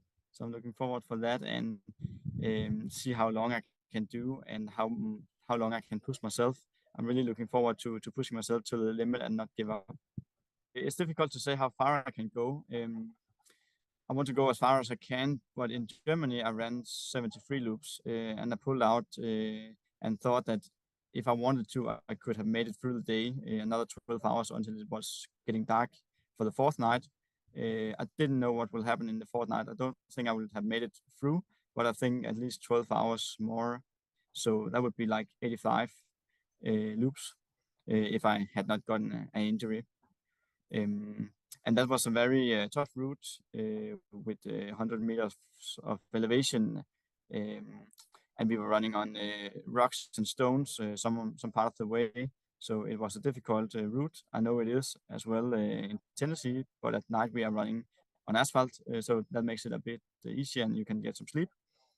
So I hope to make at least 90 loops that would give me 600 kilometers. I promised that to my crew when I pulled out in Germany that they would get 600 Ks. My goal is to win the race or to run as fast as I can and pull out because of the clock, so I don't make it within an hour and not to give up.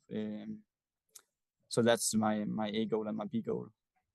My strategy is to keep my my toolbox, as I call it, in my pocket as long as possible, and then when I get really pressed, then I will open it up and take it one by one. That could be, for example, music. I don't use it the first 2 days. I use it for the third night or maybe the fourth night, so I don't get tired of listening to it before that, or taking any gels or taking anything else that could help me. I want to keep it in my pocket as long as possible, and then they can bring me even further.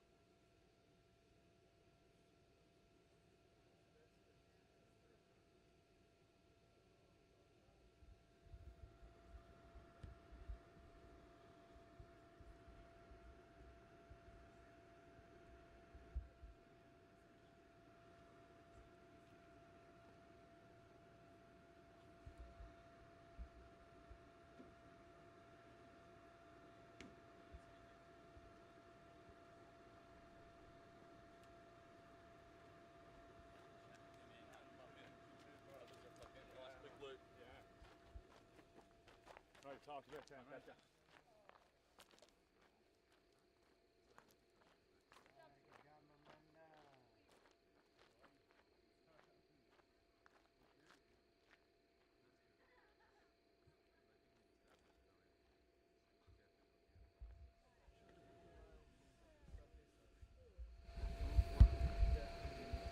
C'est ton premier backyard kids school. Non, non, j'en avais fait un.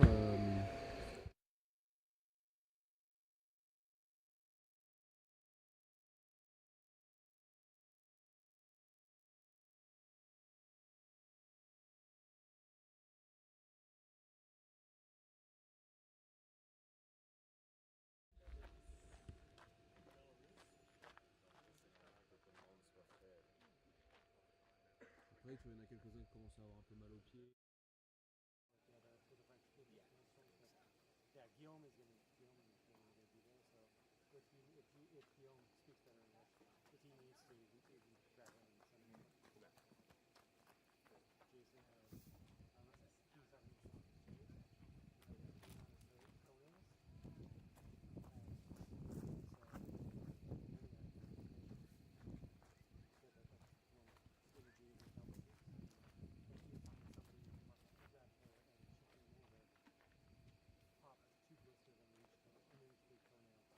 having blister on each big toenail. Wow. Yeah, and still on skin bit. My wife watched it on YouTube. Awesome. The first one she popped, it shot up a good like foot and a half. That's great. Yeah. I was texting with a buddy back home who's a physical therapist, and he's like, oh, try this or try this, like take this or do this.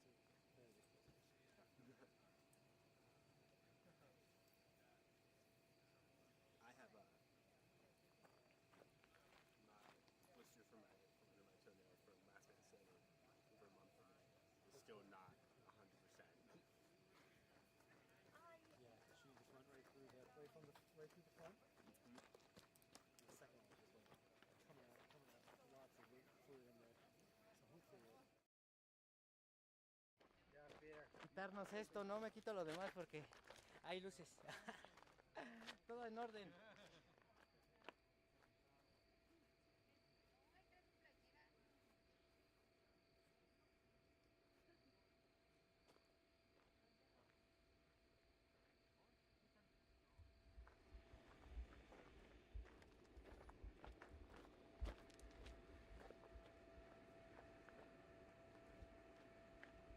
Désolé Fab, j'ai vraiment rien compris à ce que tu as dit.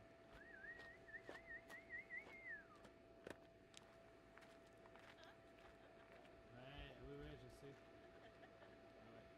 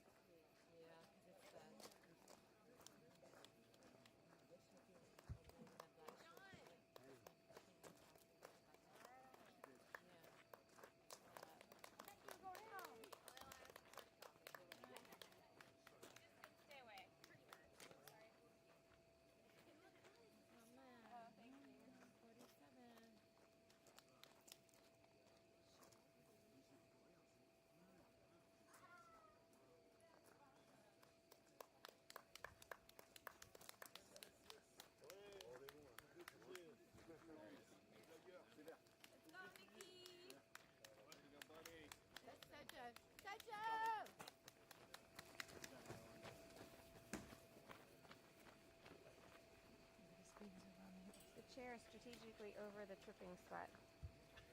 There's like a nice little route here. But the chair is... If it's too cold, tell me and I'll heat up some of that real quick. How are you doing, Jennifer? I'm doing great. How are you doing? I'm good. Are you having fun? Yeah. Okay, I'm doing good. Less effort than you know. So. I don't know. It's pretty hard work. It's gotta feel really slow though, right? No, actually it goes very fast, you know. Does It's it? in 2 loops, yeah. Okay. You don't see, you just sit down like for a couple of minutes and then you guys are already here. Oh, so okay, well can you good. please slow down? Oh, yeah, great, gladly. But how is it to be on the road? Like, does it feel very different from being on the trail? It does. It's kind of much more relaxing because you don't have to watch your footing so much. So it's nice, and it's nice to have some nice walk breaks, and yeah. And what kind of difference does it make to your body? On the impacts, on how I mean, it is a little trickier because it's a hard surface, but I think the walking, you can walk more, so it's more, so that helps. I think it balances out. So, and it's nice, like a nice mental break, because on the road you've got to focus so much on where you're putting your feet so you don't fall, because it's a little tricky out there. What do you do when you run? Do you listen to some music? Do you think about anything? No, I've been lucky enough to have some really great conversations out there, so that's been a lot of fun. So, I mean, later into the race when there's nobody around and you're really tired, like music or an audiobook sometimes will help. But I don't really do that till much later, usually. So, yeah, thanks.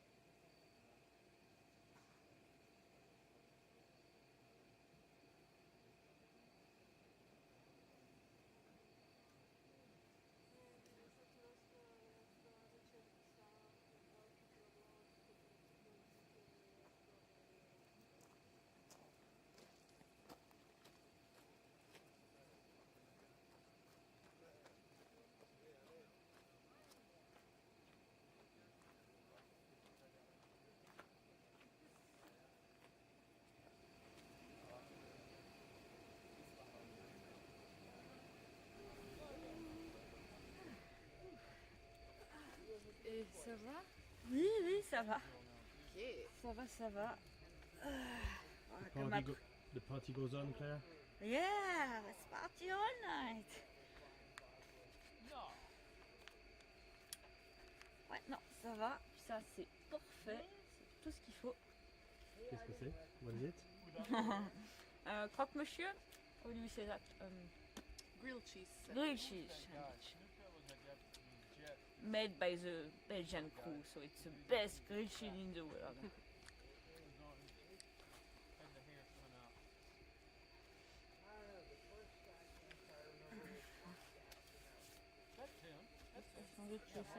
C'est là. Les chaussettes sont dans ta chaise. Super. What do you think about when you run during the night? What do you listen? What kind of music do you have? I What have do you a do? lot of boom boom music, you know, some power song, and otherwise I don't think too much because otherwise I get depressed.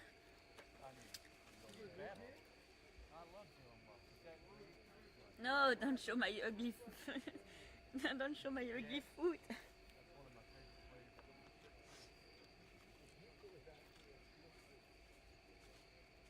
So your foot are alright? Yeah. I mean, I do a lot of races, so they are quite destroyed, but actually they are okay.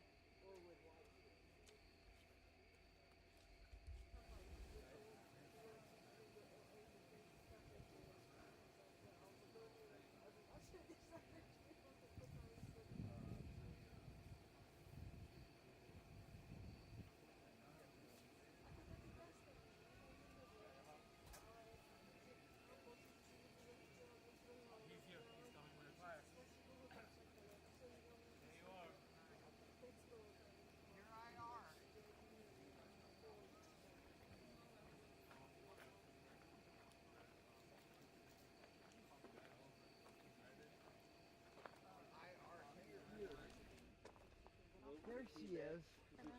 That was so gross. You doing that guy's feet? Ugh. wasn't me. That was.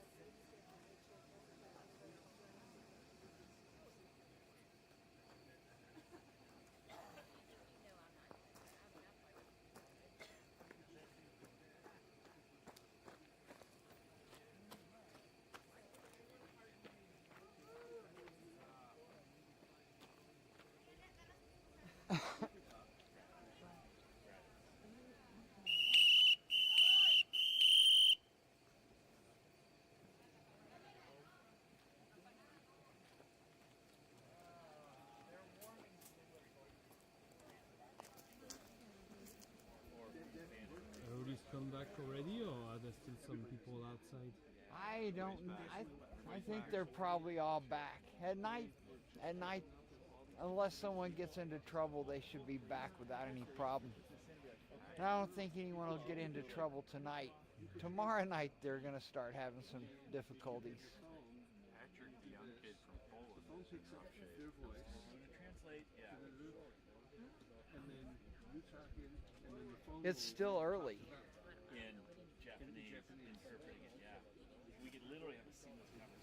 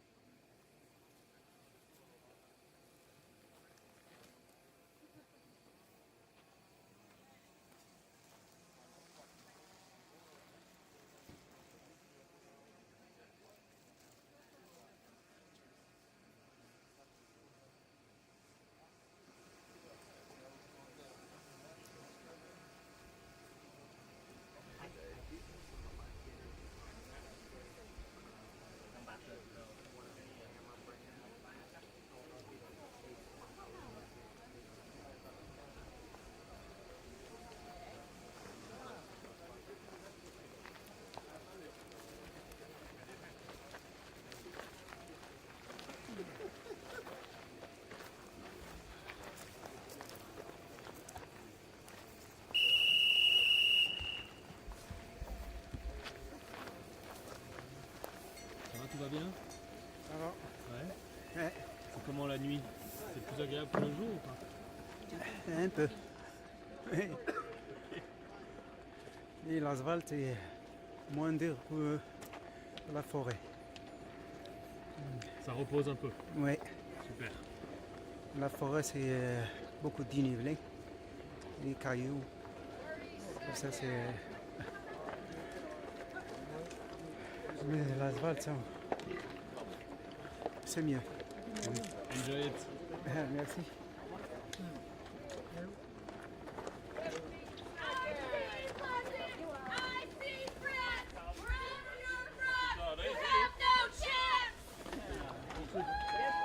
This is, yeah, I like it. I love that. I've been using them all the time. One!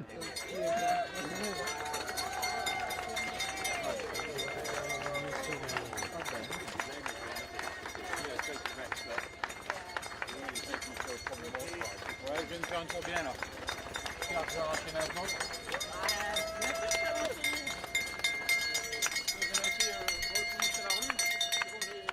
And grim expressions.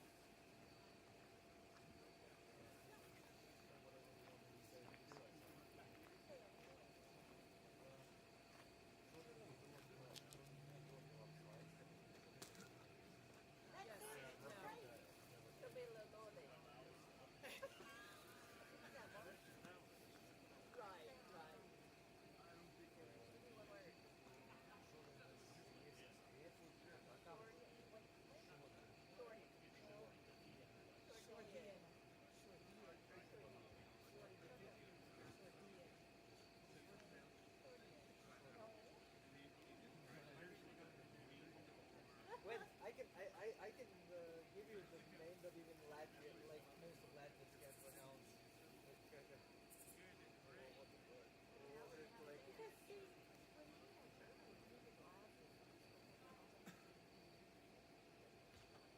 Okay, a little easy.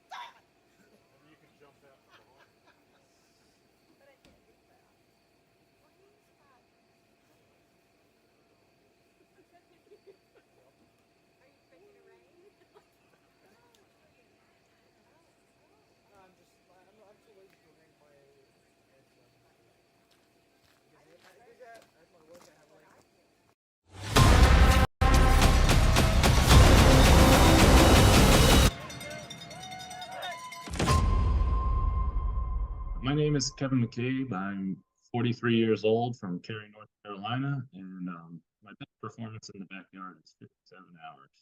I had wanted to try and attempt to run all of Lazarus Lake's races, and in order to get into bigs, you have to qualify for the teams or for the World Championship.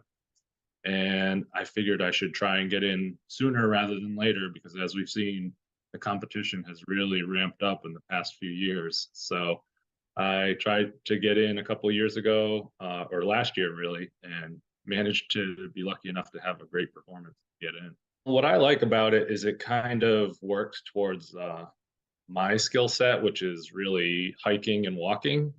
In a lot of traditional formats where you're trying to go as fast as you can, this one somewhat rewards patience, and walking is one of my skills. So as the race goes on, I get to do less and less running and more walking.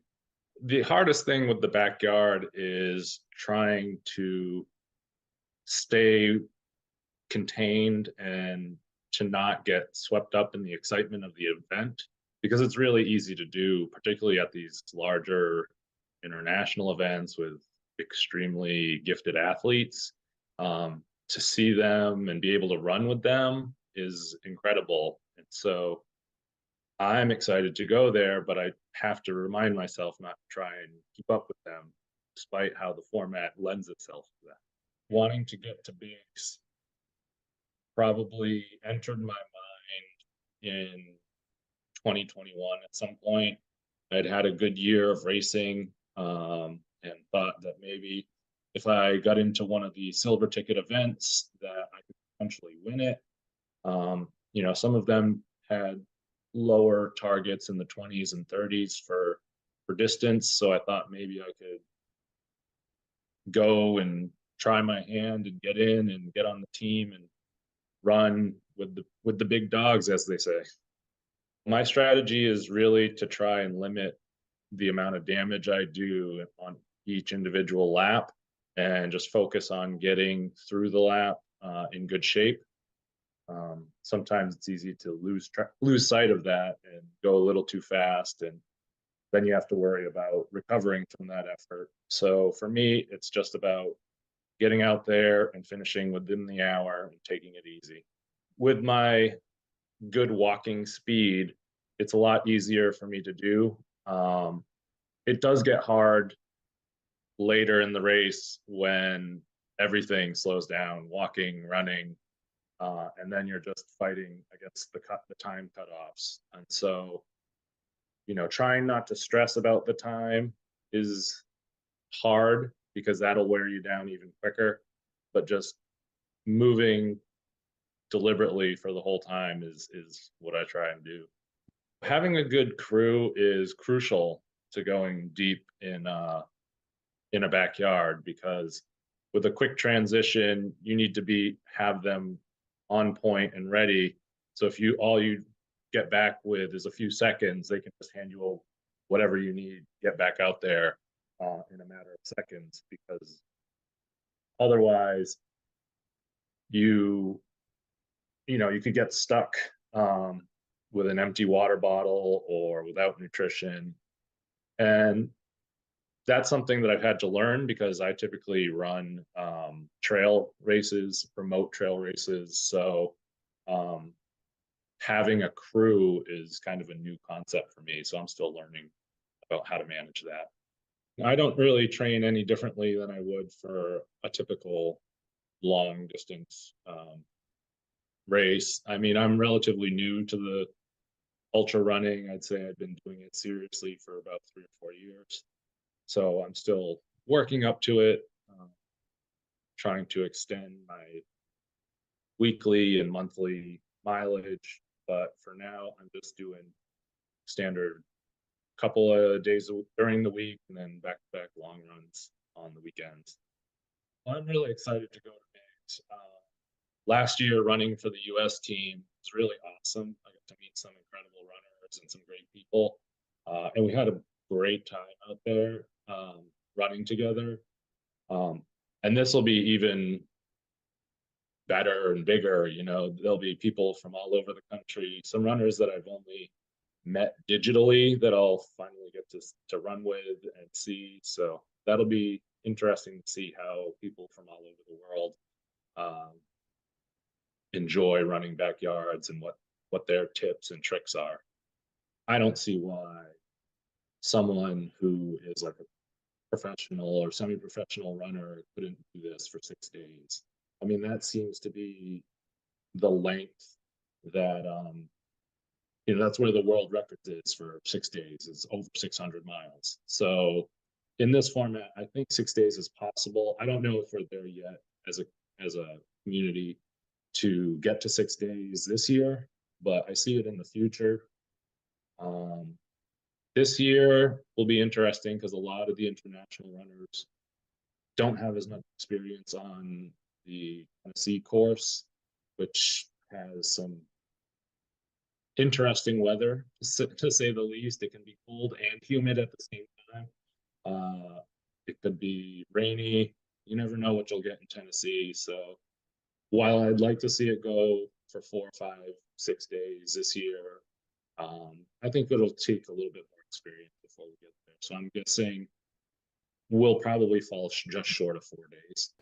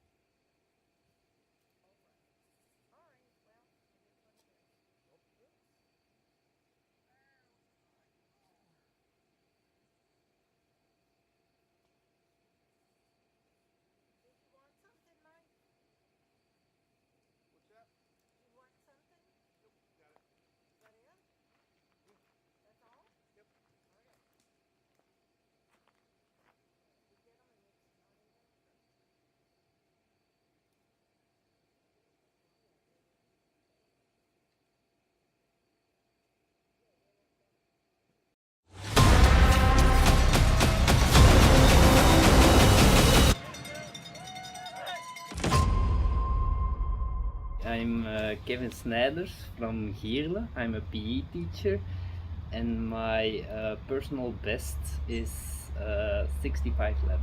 Now I have done 3 official backyards, 2 times the Legend backyard and 1 time the National Championship.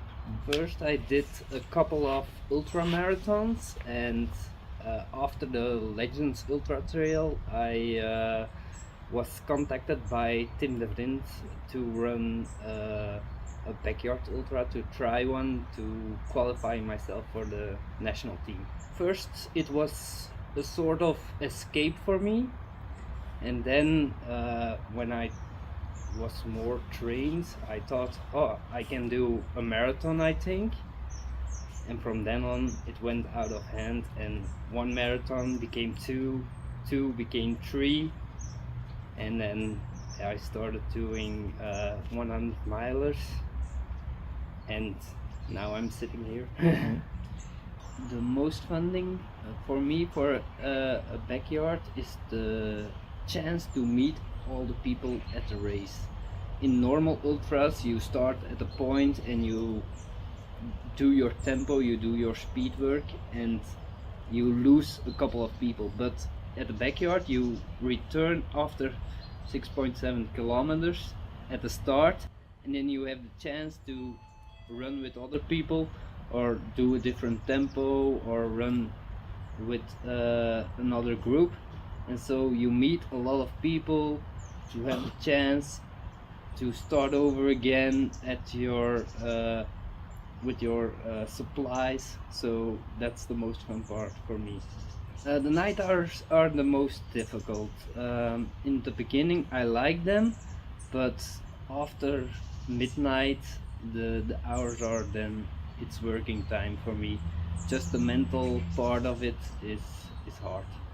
I do not have the capacity or time to run every day long distances, so I do a lot of speed work, intervals, and little short distances, and then one time in the week I take all that time together and do one long trip, like marathon capacity. Best performance at the backyard was last year at the national championship, and it was a journey. My previous personal best was I think 41 hours then, and after that 41 hours you're coming to unknown land. So after I passed that, I was working like, alright, I can do this for 2 days, let's go. And then after 50, it went like my body was in a whole different state of mind, and I just felt like I can do this forever. But then yeah, after when we go in the third night, it was getting real hard to concentrate, and I have had sleep problems. But yeah, that's what it's all about. It's like a child dream. Yeah, first running was an escape for me, and now I'm traveling to the other side of the world just to run. So I think that's every child that wants to be a football player or a grand athlete. It's yeah, unbelievable to just go there for running. Yeah, I'm looking forward to it, and I'm very excited for it. I don't want to set a goal because I know when I reach it, it will be easier to quit, because then you have reached something that you want. I think we will run for a long time, and there is no limit.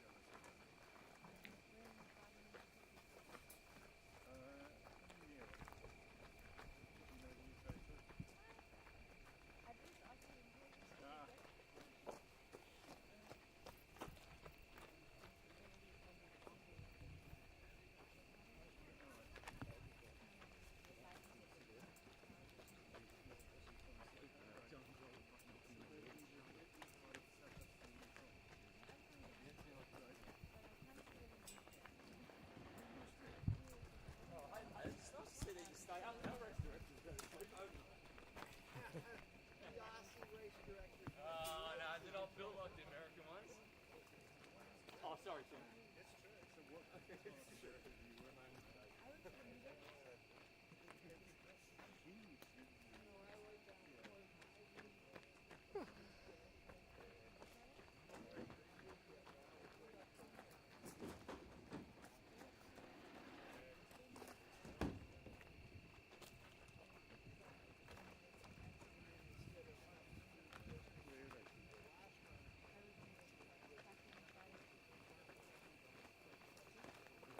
Hey.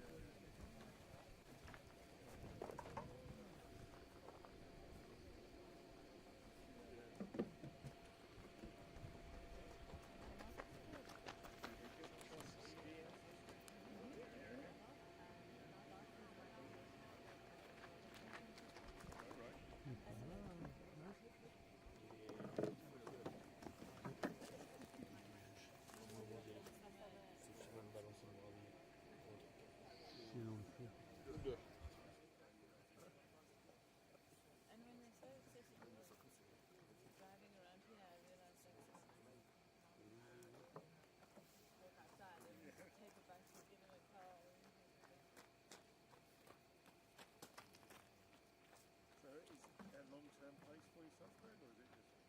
So, luckily, I have to do passport. Right. It really helps with work. Yeah. So.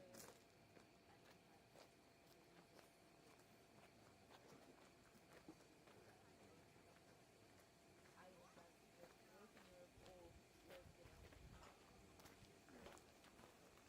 So you're a white woman, so you? Oh, yes. Portuguese, living in Salzburg.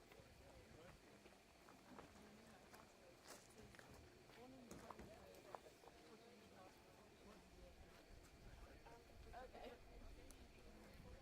Could it be more? Do you get home much? I haven't been in the last 2 years. My family's from Greece, but I haven't done it.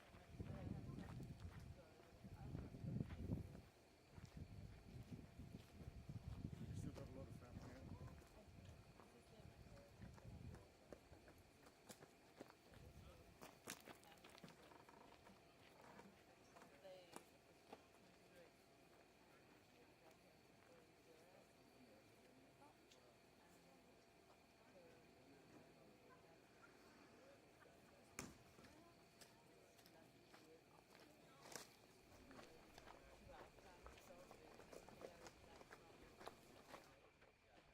Are you gonna stay up all night?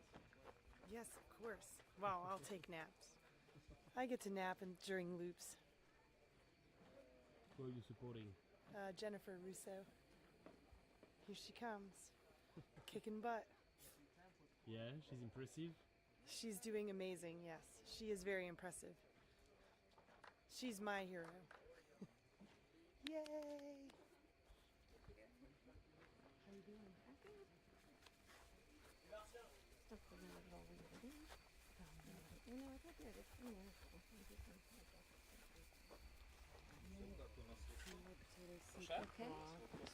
Nice. Nie, masło, samo to masło. Time for these. Okay, great. No, 2 łyżki masła i ten. Some different stuff out here to drink. If Wiesz, no i anything tyle. sounds good, but I'm guessing you're probably gonna lay down. Maybe. Actually, can you give me a massage gun while I'm sitting here? I may as well, like, I can drink and massage. Thank you. Awesome. I was gonna say I can try to do it for you, but I know I can't hit as good as Mom. It's so hard with the bib. Yeah. I wonder if it like affects the timing chip. If you roll over it or massage over it. Good thing you have the thing on your ankle too. Right. That thing was, so you put the duct tape on, that, you know, duct tape lasted like 5 seconds. Yeah, I was kind of wondering. But I took it off, and then it hasn't been bothering me too bad. Okay. I was thinking about asking Mike if he had like a way to fix it, but actually, well, I'm not gonna worry about it. It's been fine. If it bugs me again, then I'll deal with it. Okay. Like a safety pin, maybe. Maybe pin it down. Yeah. I could do that. I could get asking for an extra one. Hopefully that's wet and like watery enough you can drink it. Okay. Perfect. Thank you. Yeah. This one's full. It's crazy. Like, I get cold when I sit here, but then it's still pretty warm out there. Yeah, when I get up and I move around, I feel pretty warm, but when I was laying down, I was cold. And I put the blanket on, so. What's weird, when you first start, there's this warm pocket of air, and then you'll hit like a cold patch, and then another warm patch. It's really bizarre. It's like, I want long sleeves, I don't want long sleeves. It's where arm sleeves can be nice, because you can pull them up and down. Yeah, and I've got some, I just never really seem to use them. But yeah, you're right.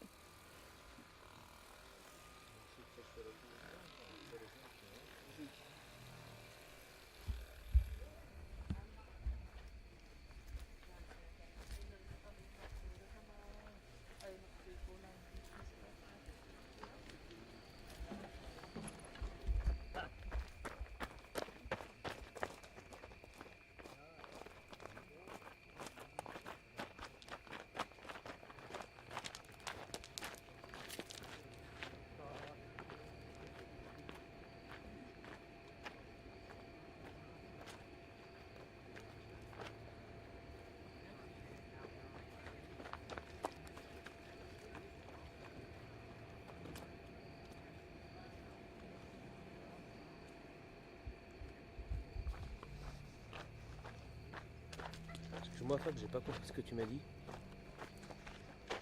Mia. Mia. Laitat sä patja, mä kokeilen vähän.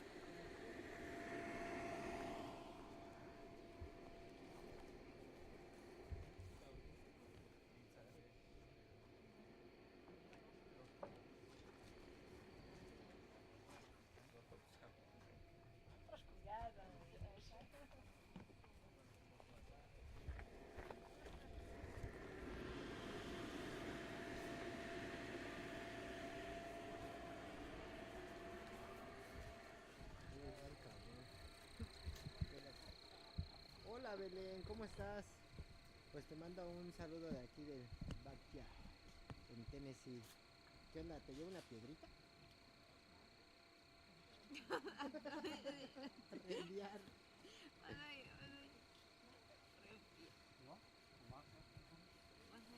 ¿Qué onda, Gris? ¿Cómo estás? Te mando un saludo de aquí del batallón que estamos dando. Je suis obligé de tout fermer, je le mettrai. Pour l'instant, j'arrive à finir comme ça. El campeonato Quand je finis comme ça, je me suis. mundial individual aquí en Tennessee. Le collant, on va voir si je crois que je le mets. Todo bien, nada más claro que los kilómetros pesan, pero nada que lo pueda confundir Luis. If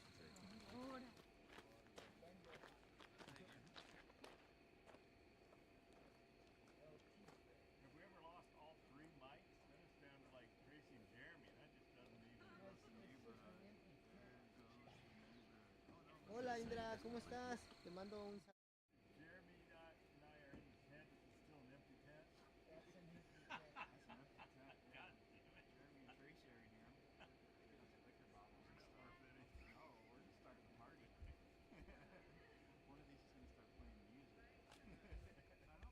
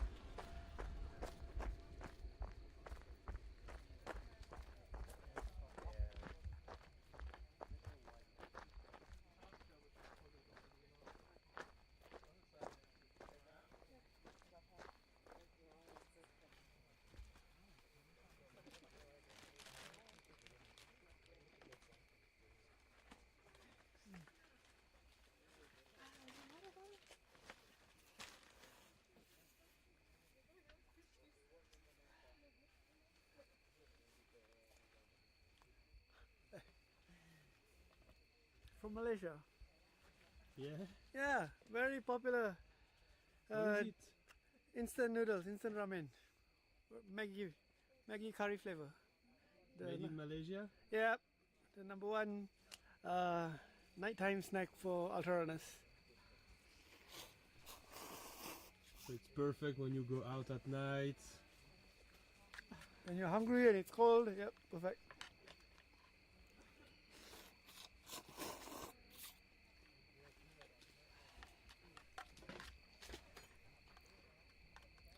Usually eaten slower than this, but I don't have much time.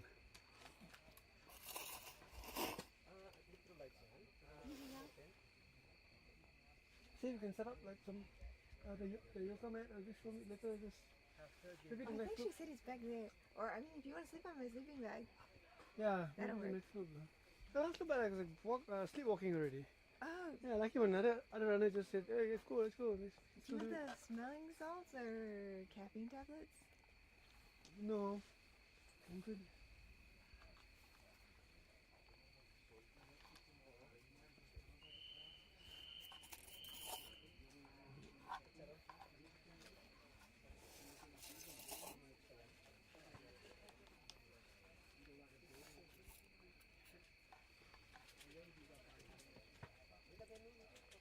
Is it enough time to rest?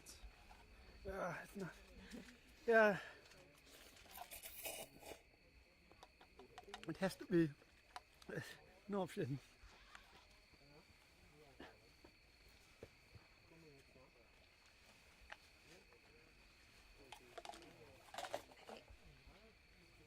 Anything to take with you? Cookies, chocolate. No, I think maybe the next one.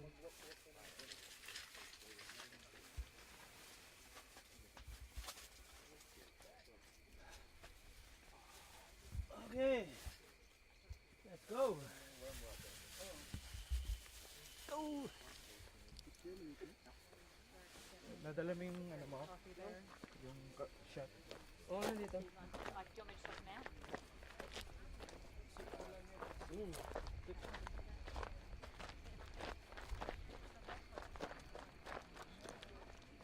Where do you find the strength, the mental strength to go?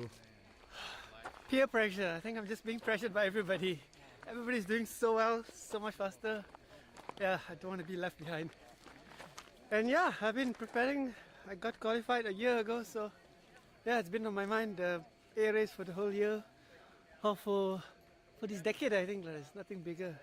Last decade was pentathlon. This decade is this. That's it. I can retire from running.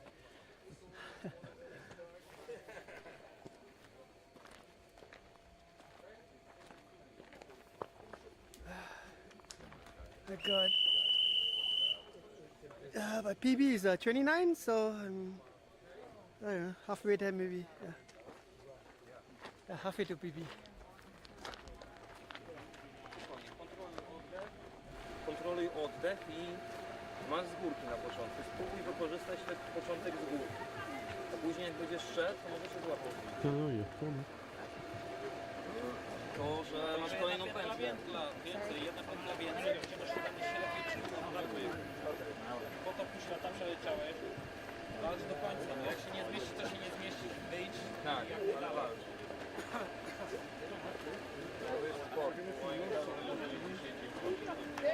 Ale tak jest, że jeszcze nie będzie się nie dzieje, ale trzeba walczyć.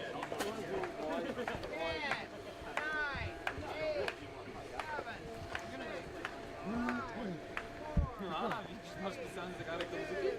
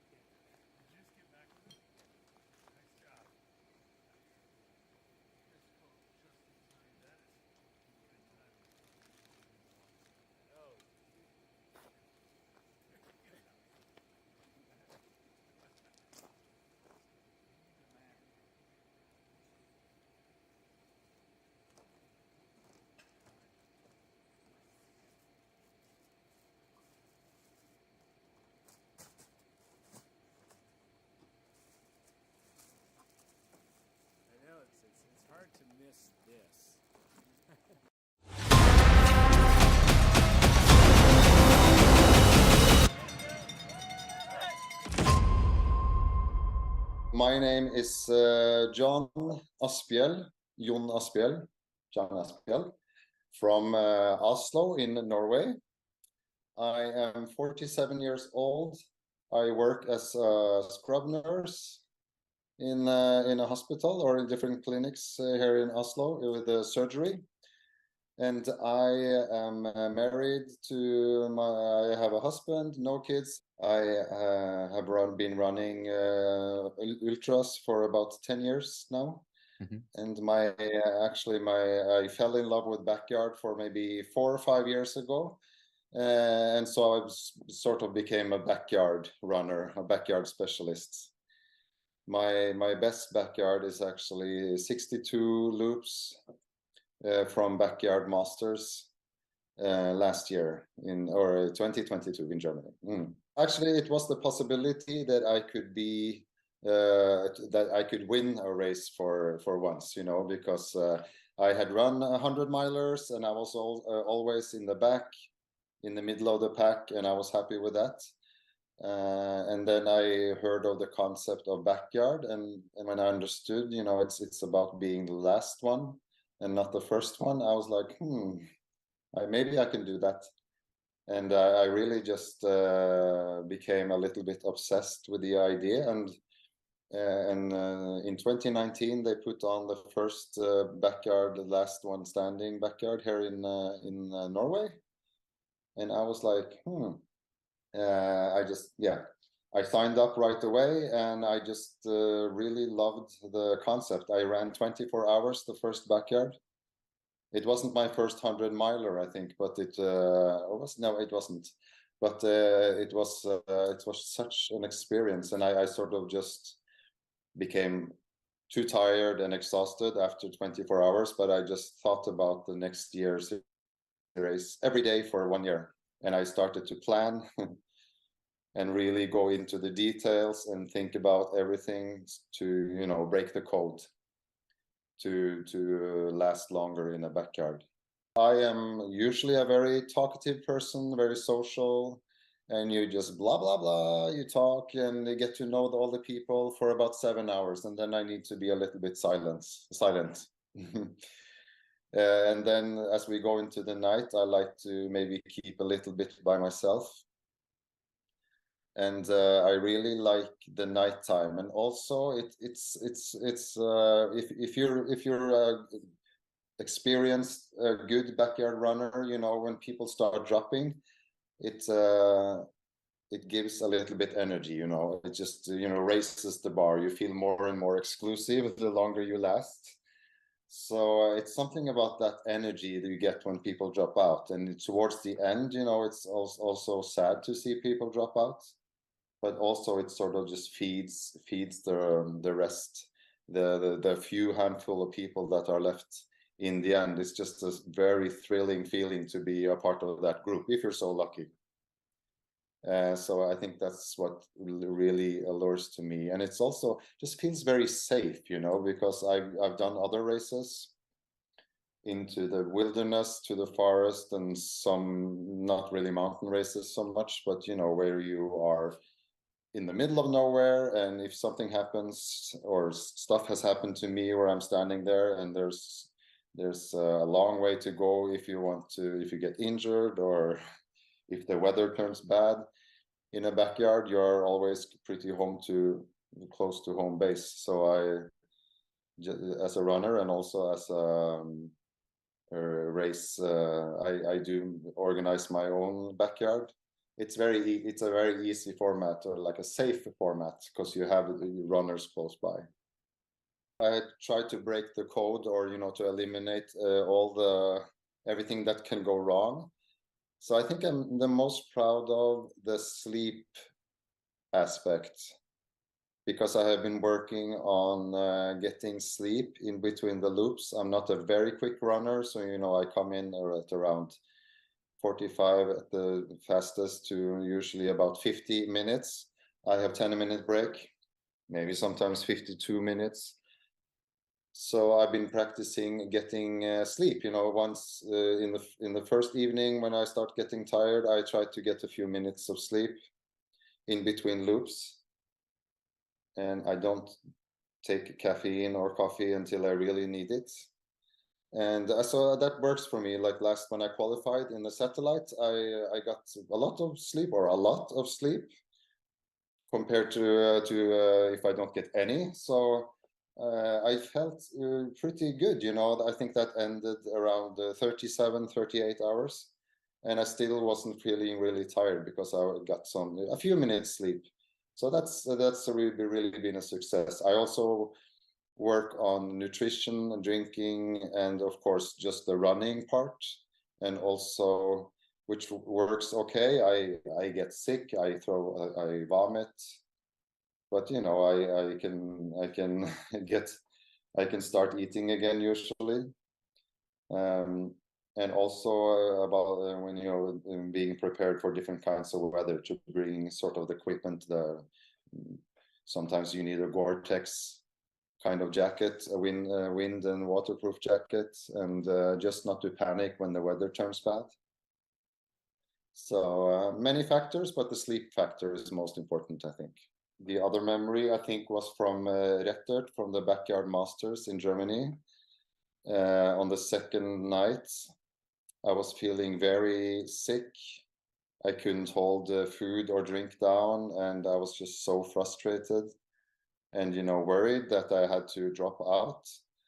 And I just really had to tell my brain to get myself together, and I had to force my body to start, you know, drinking and keeping the drink down. I was taking Tailwind, the powder, and I managed to turn it around, and it was just such a fantastic, ecstatic feeling to be able to turn it around. And then the sun came up, you know, for 48 hours.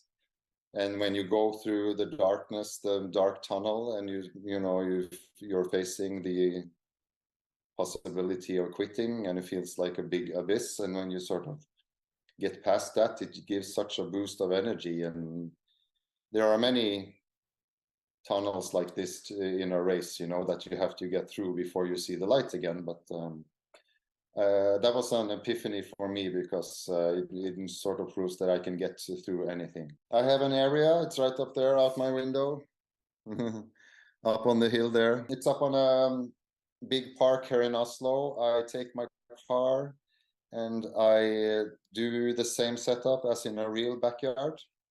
I have also done backyard virtual races up there, but I just do exactly what I would do in a normal backyard. Start at 8 o'clock or 9 o'clock and do 24 loops maybe, where I come in and practice the eating and sleeping and changing socks, you know.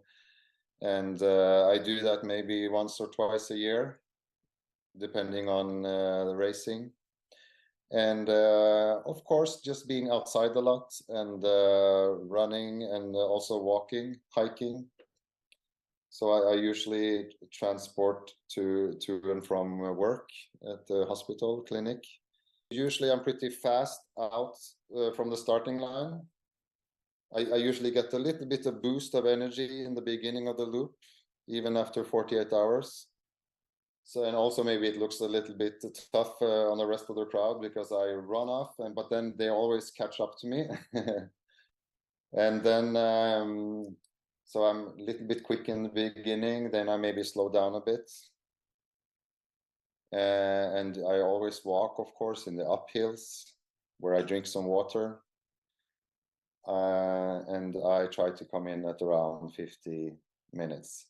I also stopped taking caffeine, so I'm drinking coffee now, but it's decaf, not caffeine coffee. So that before the race, I have like a very low tolerance for caffeine. So caffeine is like my secret weapon. When I get tired, or even maybe when I feel sick, I find that it helps. So I have it like as a special weapon when I feel tired. And sometimes I don't have to take caffeine if everything works with sleep and stuff. But you know, eventually, if it lasts for I want to go 4 days, and then I will probably need caffeine. So that's the strategy.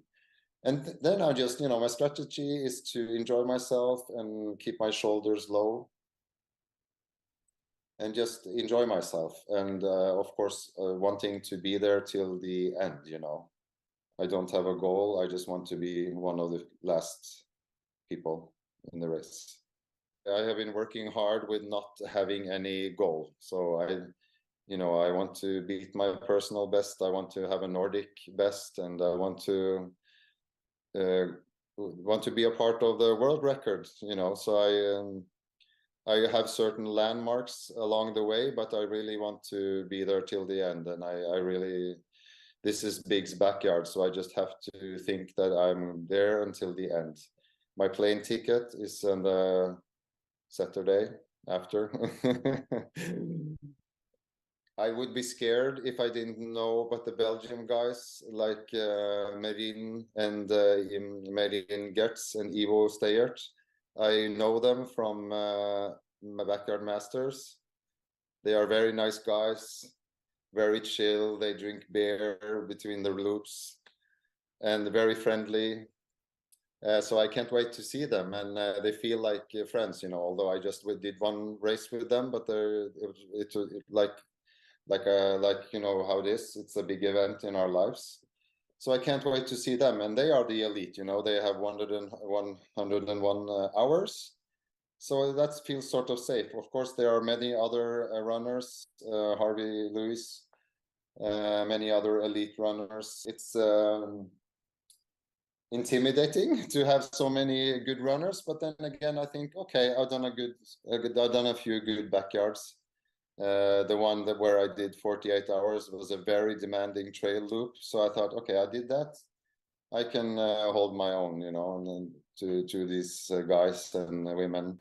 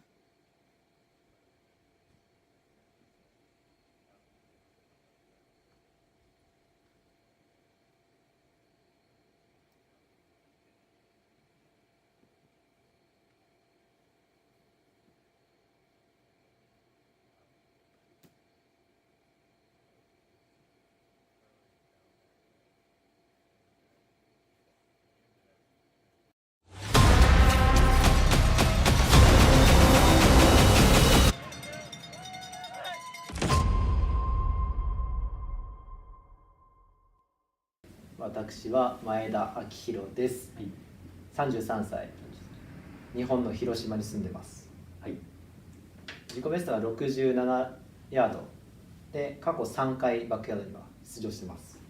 これがドイツで行われたバックヤードマスターズでの記録です。日本で放送されているポッドキャストの番組で100マイルス100タイムズという番組があるんですが、その番組内でこのバックヤードウルトラが触れられてまして、それに興味をそそられて、走るようになりました。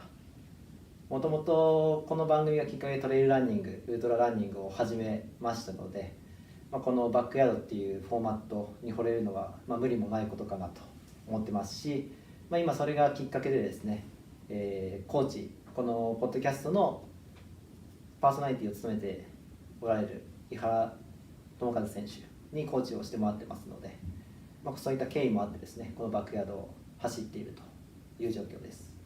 はい、学生時代は陸上競技で短距離とハードルをやってました。その後、社会人になってからですね、マラソンを始めるようになりまして、そこからだんだんと距離が伸びてきて、トレイルランニングを始めるようになって、2019年から本格的にウルトラランニングを始めて、100マイルのレースは3回完走してます。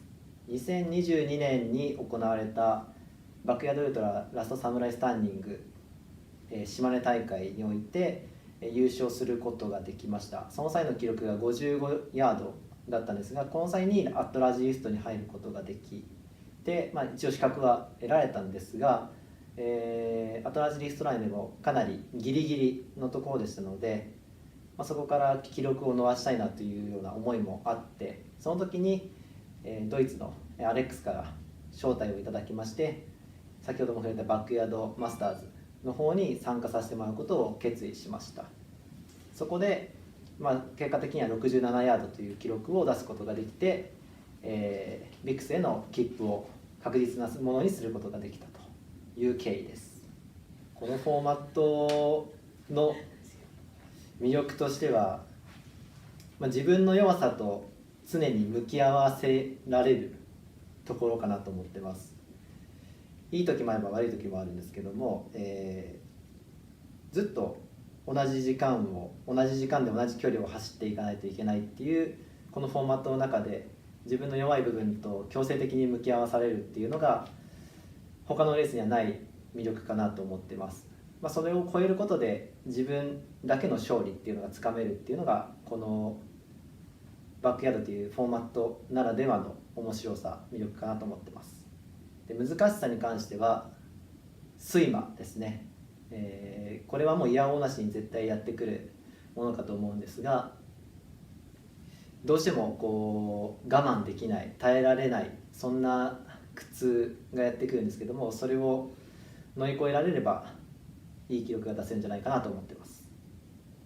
特別なことは特に考えてません。ただ、バックヤードにおいては、ミスであったりとかロスをしないことが一番かなと思っているので、今回サポートに森永さん、治療科の森永さんに入ってもらいますが、彼と協力してですね、このミスなく、淡々とリズムを刻んで走っていければいいかなと思ってます。トレーニングにおいてはこのループを想定した、トレイルとロードっていうところを、繰り返し走るっていうようなトレーニングをずっと行ってきました。なので、同じコースを淡々と同じ強度でずっと走り続けても耐えられるような体っていうのを作ってきましたので、問題ないかなと思ってます。これも昨年のバックヤードウルトララストサムライスタンディング島根の大会での、レースが僕の中ではベストパフォーマンスだと思ってます。で、その時初めてのバックヤードウルトラがアシストで終了したんですけども、その時優勝されたのが田中選手で、この去年のレースに関してもその田中選手と一騎打ち、初めてのバックヤードでは僕がアシスト、田中選手がラストマンとして、残られたんですけども、その翌年ですね、昨年のレースでは僕が勝者となって、田中選手がアシストという形で逆転して終えることができたということで、前の年の悔しさを晴らすようなレースができたということで、自分自身の成長も感じられましたし、非常に印象深く残っている、自分の中でも、転換点になるようなレースができたと思ってます。テネシーに行くことも本当にすごく楽しみにしていて、ラズの裏庭っていうのは僕にとってディズニーランドだと思ってますので、そこで走れることを本当に楽しみにしています。目標については、世界一優勝ですね。加えて世界記録の更新っていうのを目標にここまで練習してきましたので、はい、それが達成できる最高のフィールドだと思ってますので、本当に楽しみでワクワクしてます。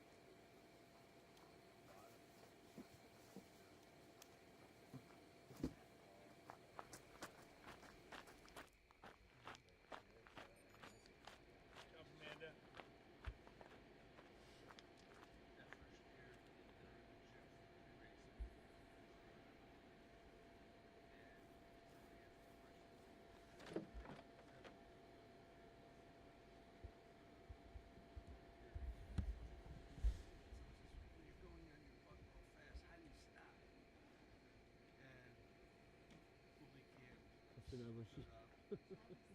Ça va être fou. Magnifique.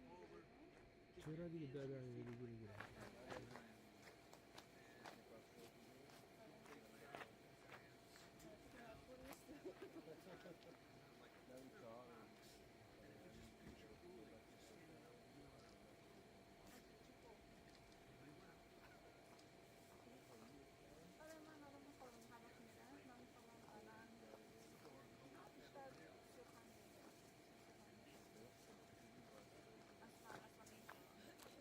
Para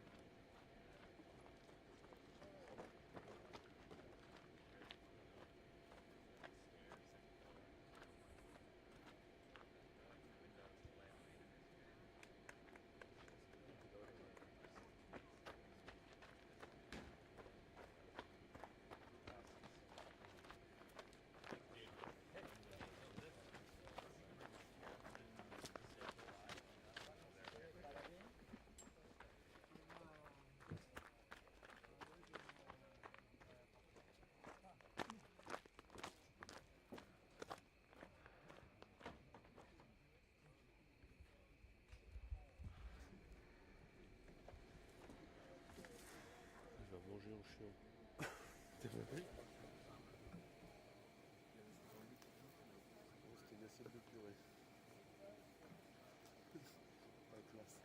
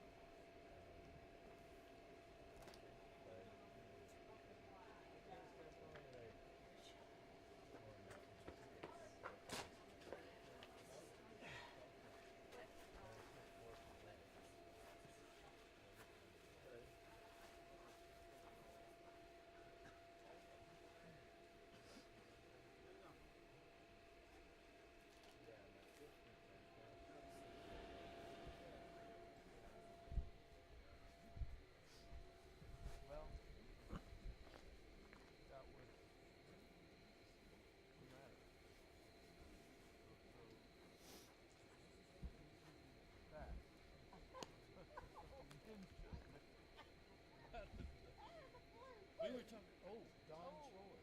We were talking about getting Don Choi to arc.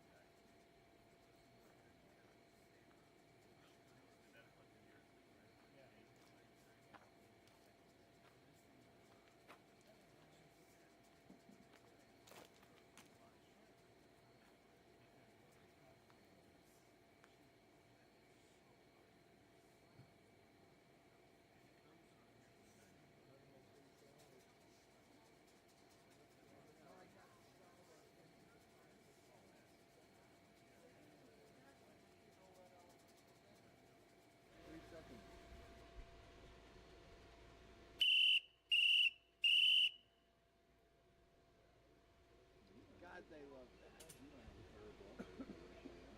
I do now. They're in my pocket.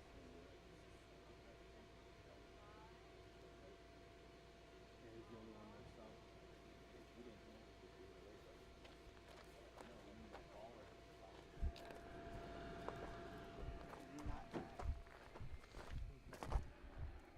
He's doing the Jeremy Eagle.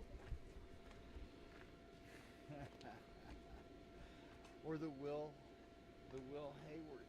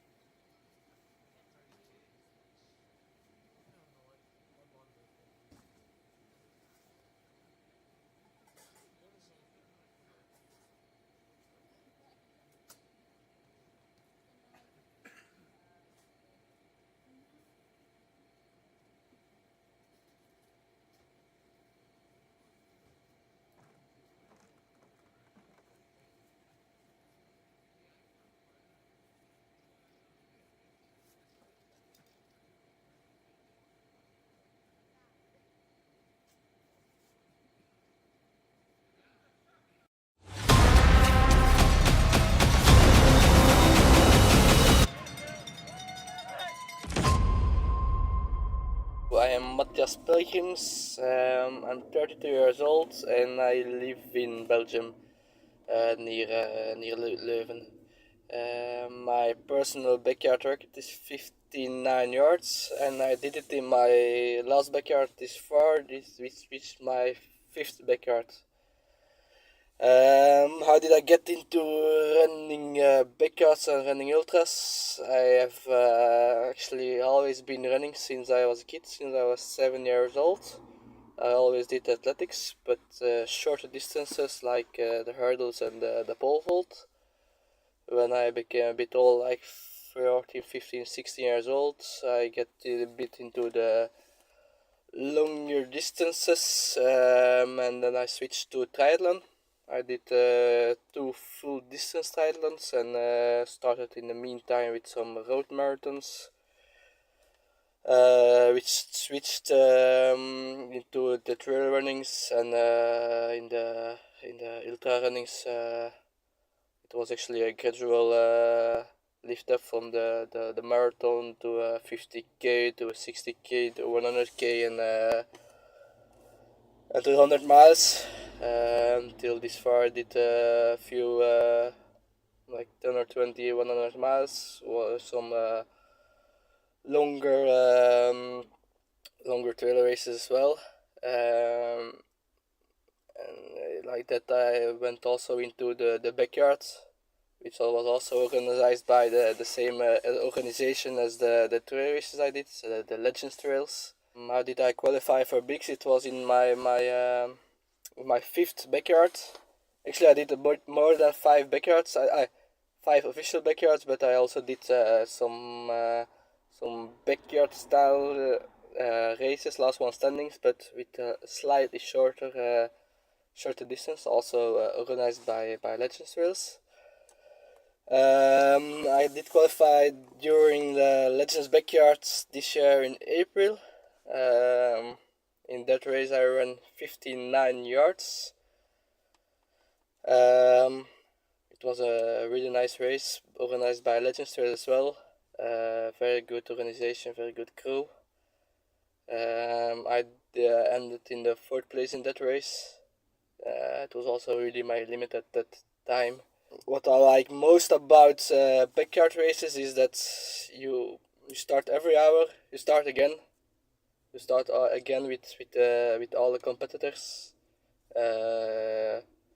You can see all the competitors. If you want, you can talk with all competitors. In a normal trail race, you see a few people around you, but it's always the same people. While in the backyard you can see everybody. I'm not the fastest backyard runner. I usually run between 51, 55 minutes, which gives me not that much time to sleep. So mostly I have issues sleep-wise, which can get my reason to stop. Like in April when I did my 59 yards, I started the 60th yard. It was the start of the 3rd night. It became dark, and I started good. But halfway the lap, I didn't know anymore what I was doing. I've been standing there for half an hour, 45 minutes, until the other runners passed me again for the next lap. I don't have a special strategy. I always try to run not too fast. In the beginning it's like 51, 52 minutes. That works best for me. If I run faster, I do much damage to the legs. And if I get too slow, I can go quite long for 59 or 58, 57 minutes. I think that's one of the strengths I can do. I can like in April I did, I think 15 or like 15 yards between 56, 57, 58 minutes. I don't do that much special. I try to run as much as I can with the family and job, which is not that much. Before it was like 30-40k a week, but I did also quite some walking in between, which was also like 50 kilometers each week. But now for Bigs, the last 2 months I try to do a lot more running. I try to do a few weeks of 100k with also a lot of hill repeats, and I hope that will help me on the Bigs trail course. Competing in Bigs is I didn't expect it to come, or that I would be able to qualify. So mainly I will try to enjoy it. I think it will be once in a lifetime, so I will try to enjoy it as much as possible. Atmosphere, to run with the best backyards in the world, and we will be with a team of 6 Belgians. We will come there as a team. We will be in the same house. We will have a big crew, the best crew I think we can imagine. So I will try to enjoy it, but I also will try to break my personal records, and it will be a very special experience. I hope we will have a nice race with all the backyarders in the world.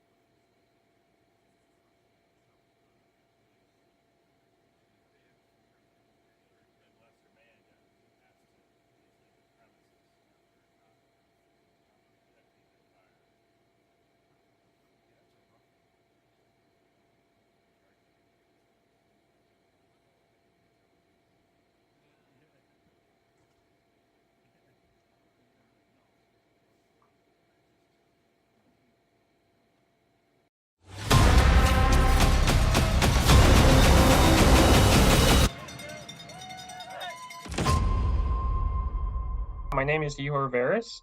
I'm 29 years old. I'm originally from Ukraine, but I've been living and training in Canada for the last 8+ years. My backyard record is 67 yards. That was quite an accident. My girlfriend basically convinced me to sign up for this local backyard race, which turned out to be a silver ticket race for nationals. And I guess the rest is history, because I wasn't sure if I would be even good at this format. I did love the conventional ultras, but she said, hey, give it a try. It's nearby and see what's going to happen. And here we are.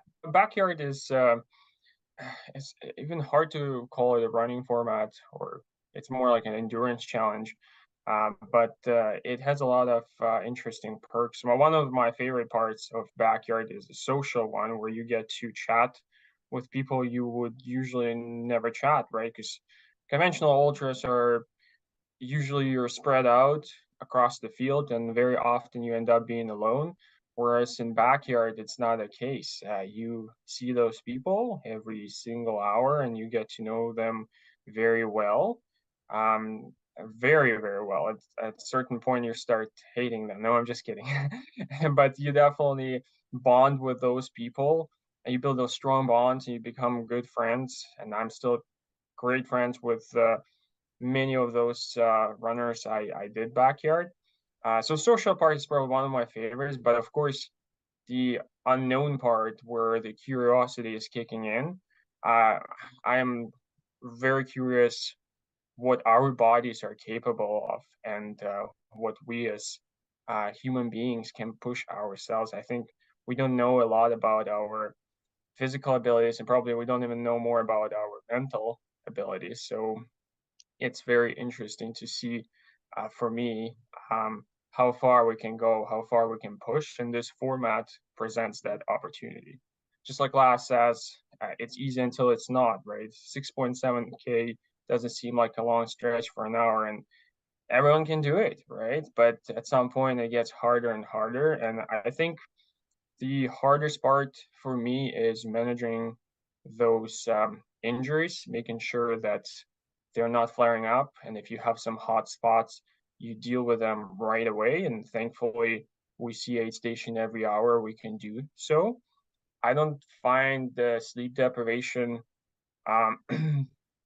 a very challenging part. I mean, it is hard for sure, but I find I'm capable of pushing through. Again, granted, I've done 67 hours, so I've never gone through the fourth night, for instance. So we'll see. I don't know if we'll see, but I'm curious to know if it's how my body would deal with that.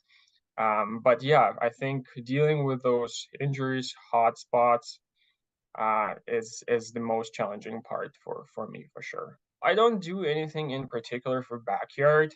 I live in the mountains area in British Columbia, Canada, and I run hills, run mountains every single day.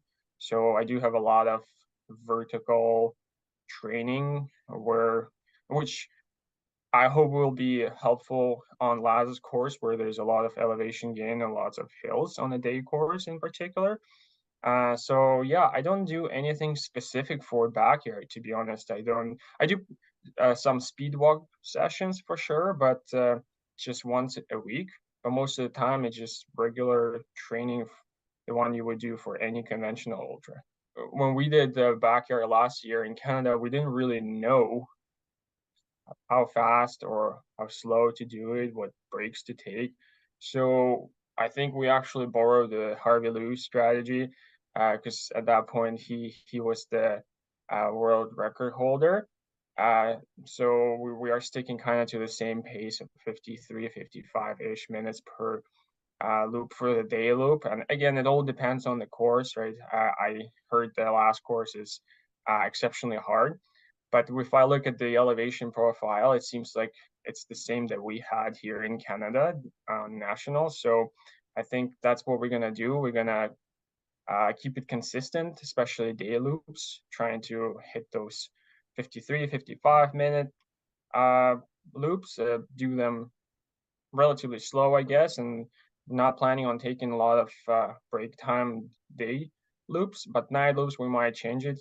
Again, depending on the course, seems like it's going to be a little bit flatter, so we'll probably pick up pace and hopefully book a bit more time for naps at night.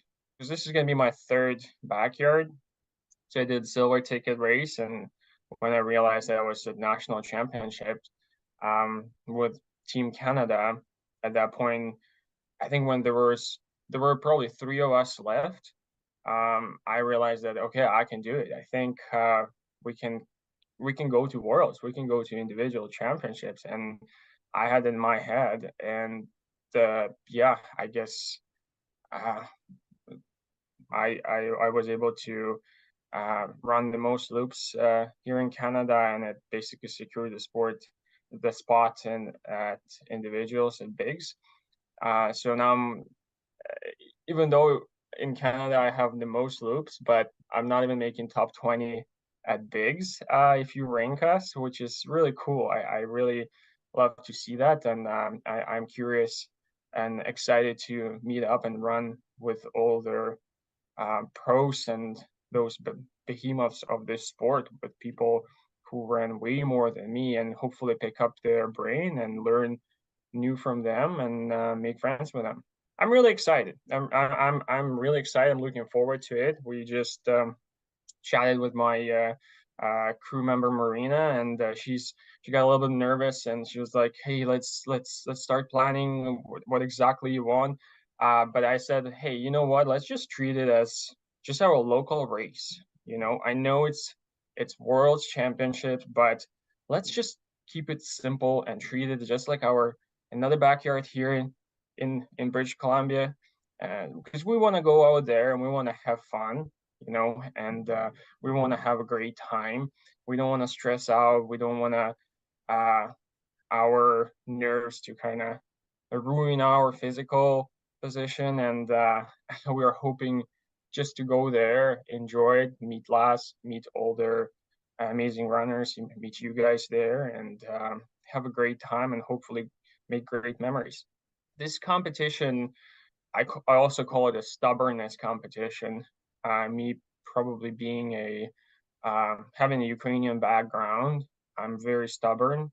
So when it comes to pushing yourself to the limits and going through the pain and going to the very, very last moment. So I know that I'm not going to drop out unless this is something unbearable. You know, this is something that my human body just, you know, can't bear anymore. Again, I haven't dropped out yet, but given the field here and the capacity of some of the runners, I know it could happen. So I think that stubbornness part that I haven't made has been very helpful, and I think that's the feature, maybe trait that I have that helped me to thrive in this format so far.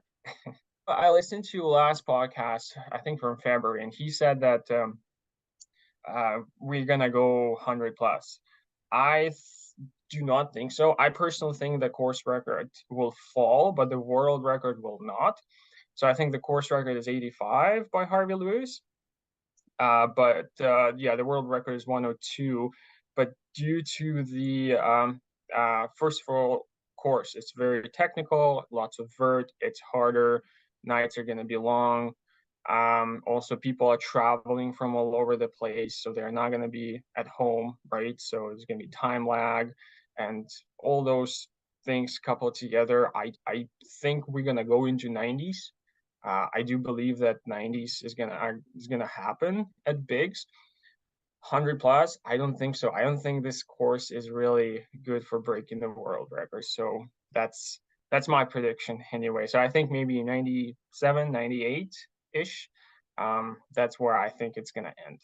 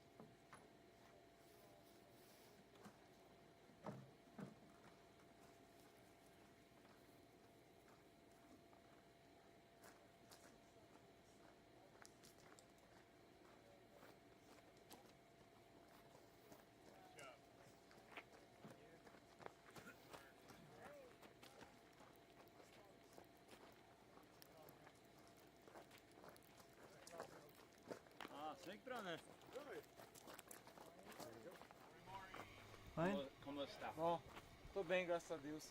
Firme e forte. Né? A gente vem do Brasil e estamos aí. Uma volta de cada vez, uma volta de cada vez. E estamos firme e forte. Pernambuco, Brasil, estamos aí. Valeu, um abraço. Thank you. Valeu.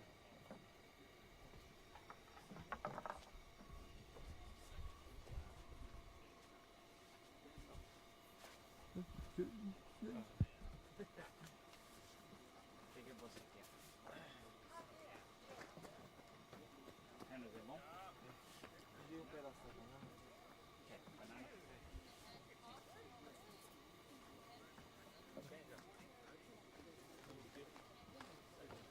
How are you tonight? Fine, and you? Doing well. Yeah? Yes.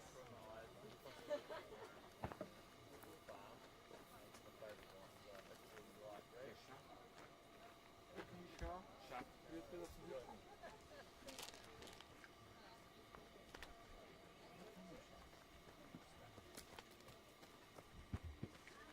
Ficou aqui.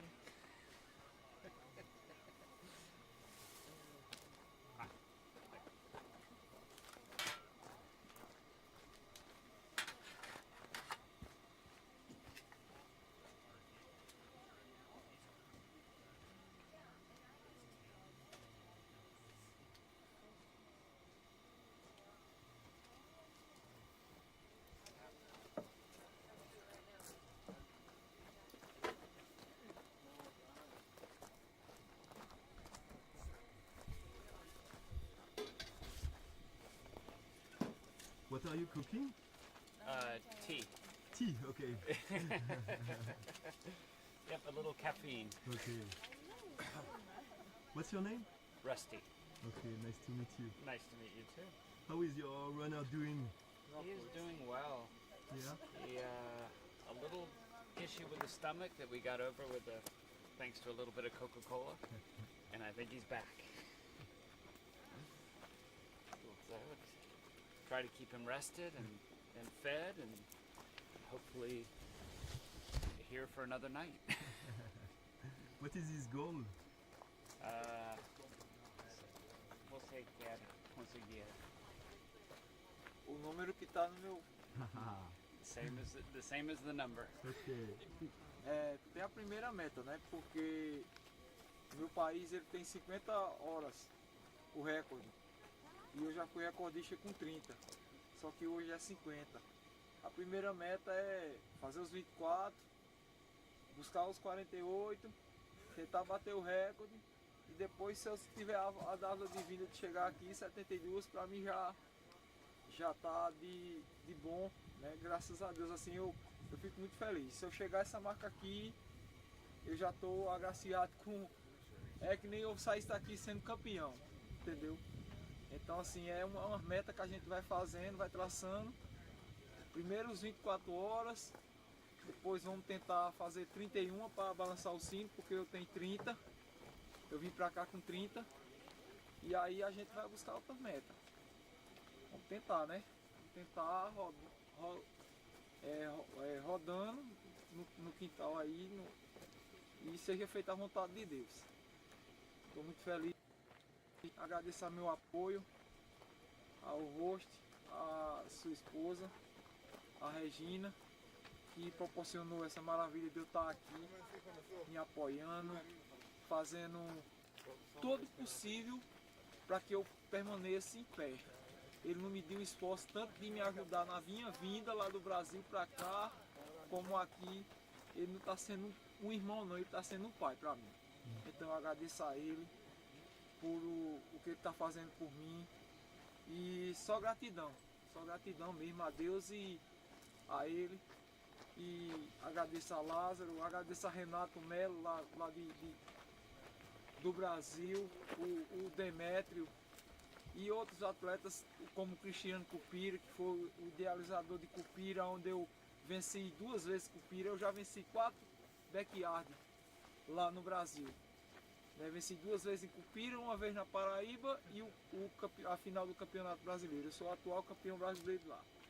Então, para mim, eu já sou mais do que um vencedor, porque é muito difícil sobreviver do esporte.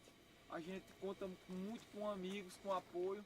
E para eu vir para cá, eu tive que ter um amigo, tive que ter um apoio, tive que ter uma pessoa que me ajudasse, que me ajudasse, custeasse as minhas passagens, a minha despesa para eu poder estar aqui. Não foi fácil, né? Porque teve o visto, teve o agendamento, né? Teve um empecilho do financeiro que eu não tinha, mas tudo é permissão de Deus, né? Toda honra, toda glória seja dada a Ele e às pessoas que Deus manda aqui na terra para fazer o bem a gente. E eu só tenho a agradecer a vocês.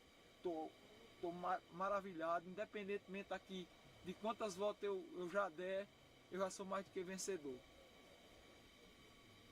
Beleza? He thanks everybody, I think, and God before. Yes. Okay, Yes. that's my Portuguese is good enough to understand it, but not good enough to translate. But yes, we're very happy. How did you met to?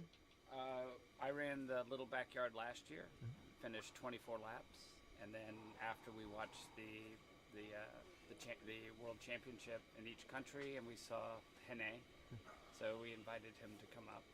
Great.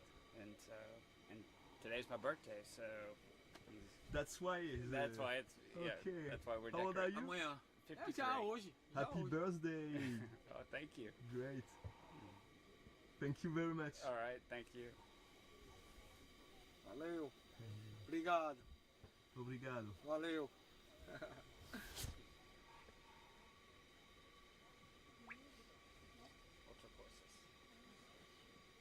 Não, o relógio pifou. Acabou a bateria. Tem carregador? Carregador tem.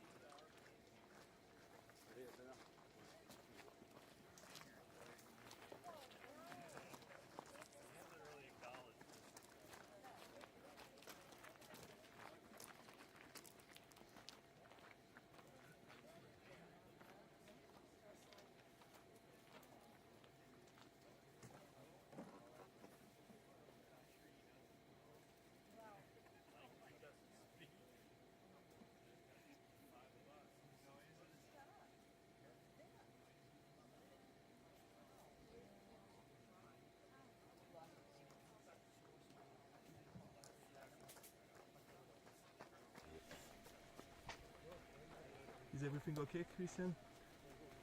Yes. If you have your cheese. Yep.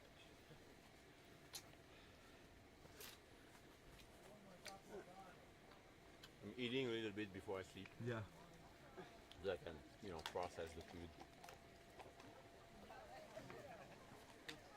And he's eating cheese to prove that he's French. Exactly.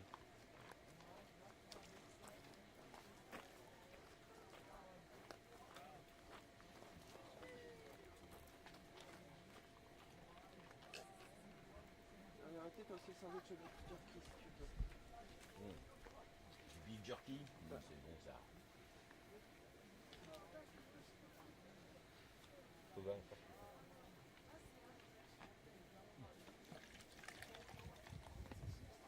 ouais.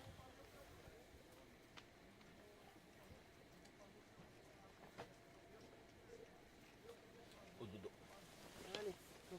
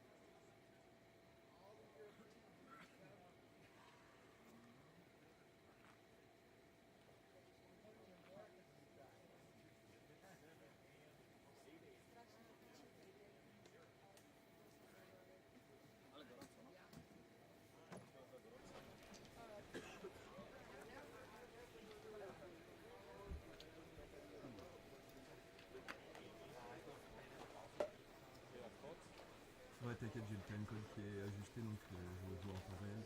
Je vais aller me... 18. Tent number 18. No, the tent number is 17. Sorry. 17.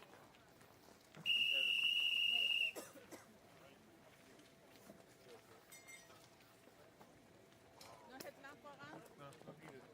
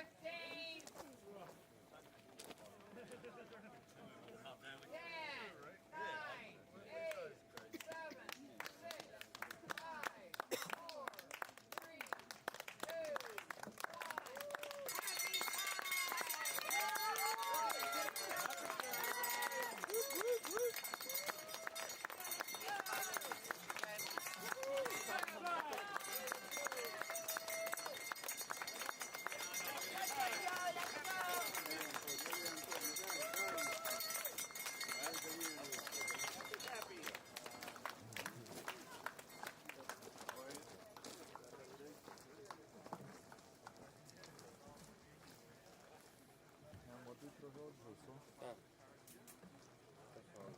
Na 19 wyścig. Tak? Na 19 wyścig. No. To jest 19 tylko. Trochę odbił. Bardzo dobrze. Bardzo dobrze.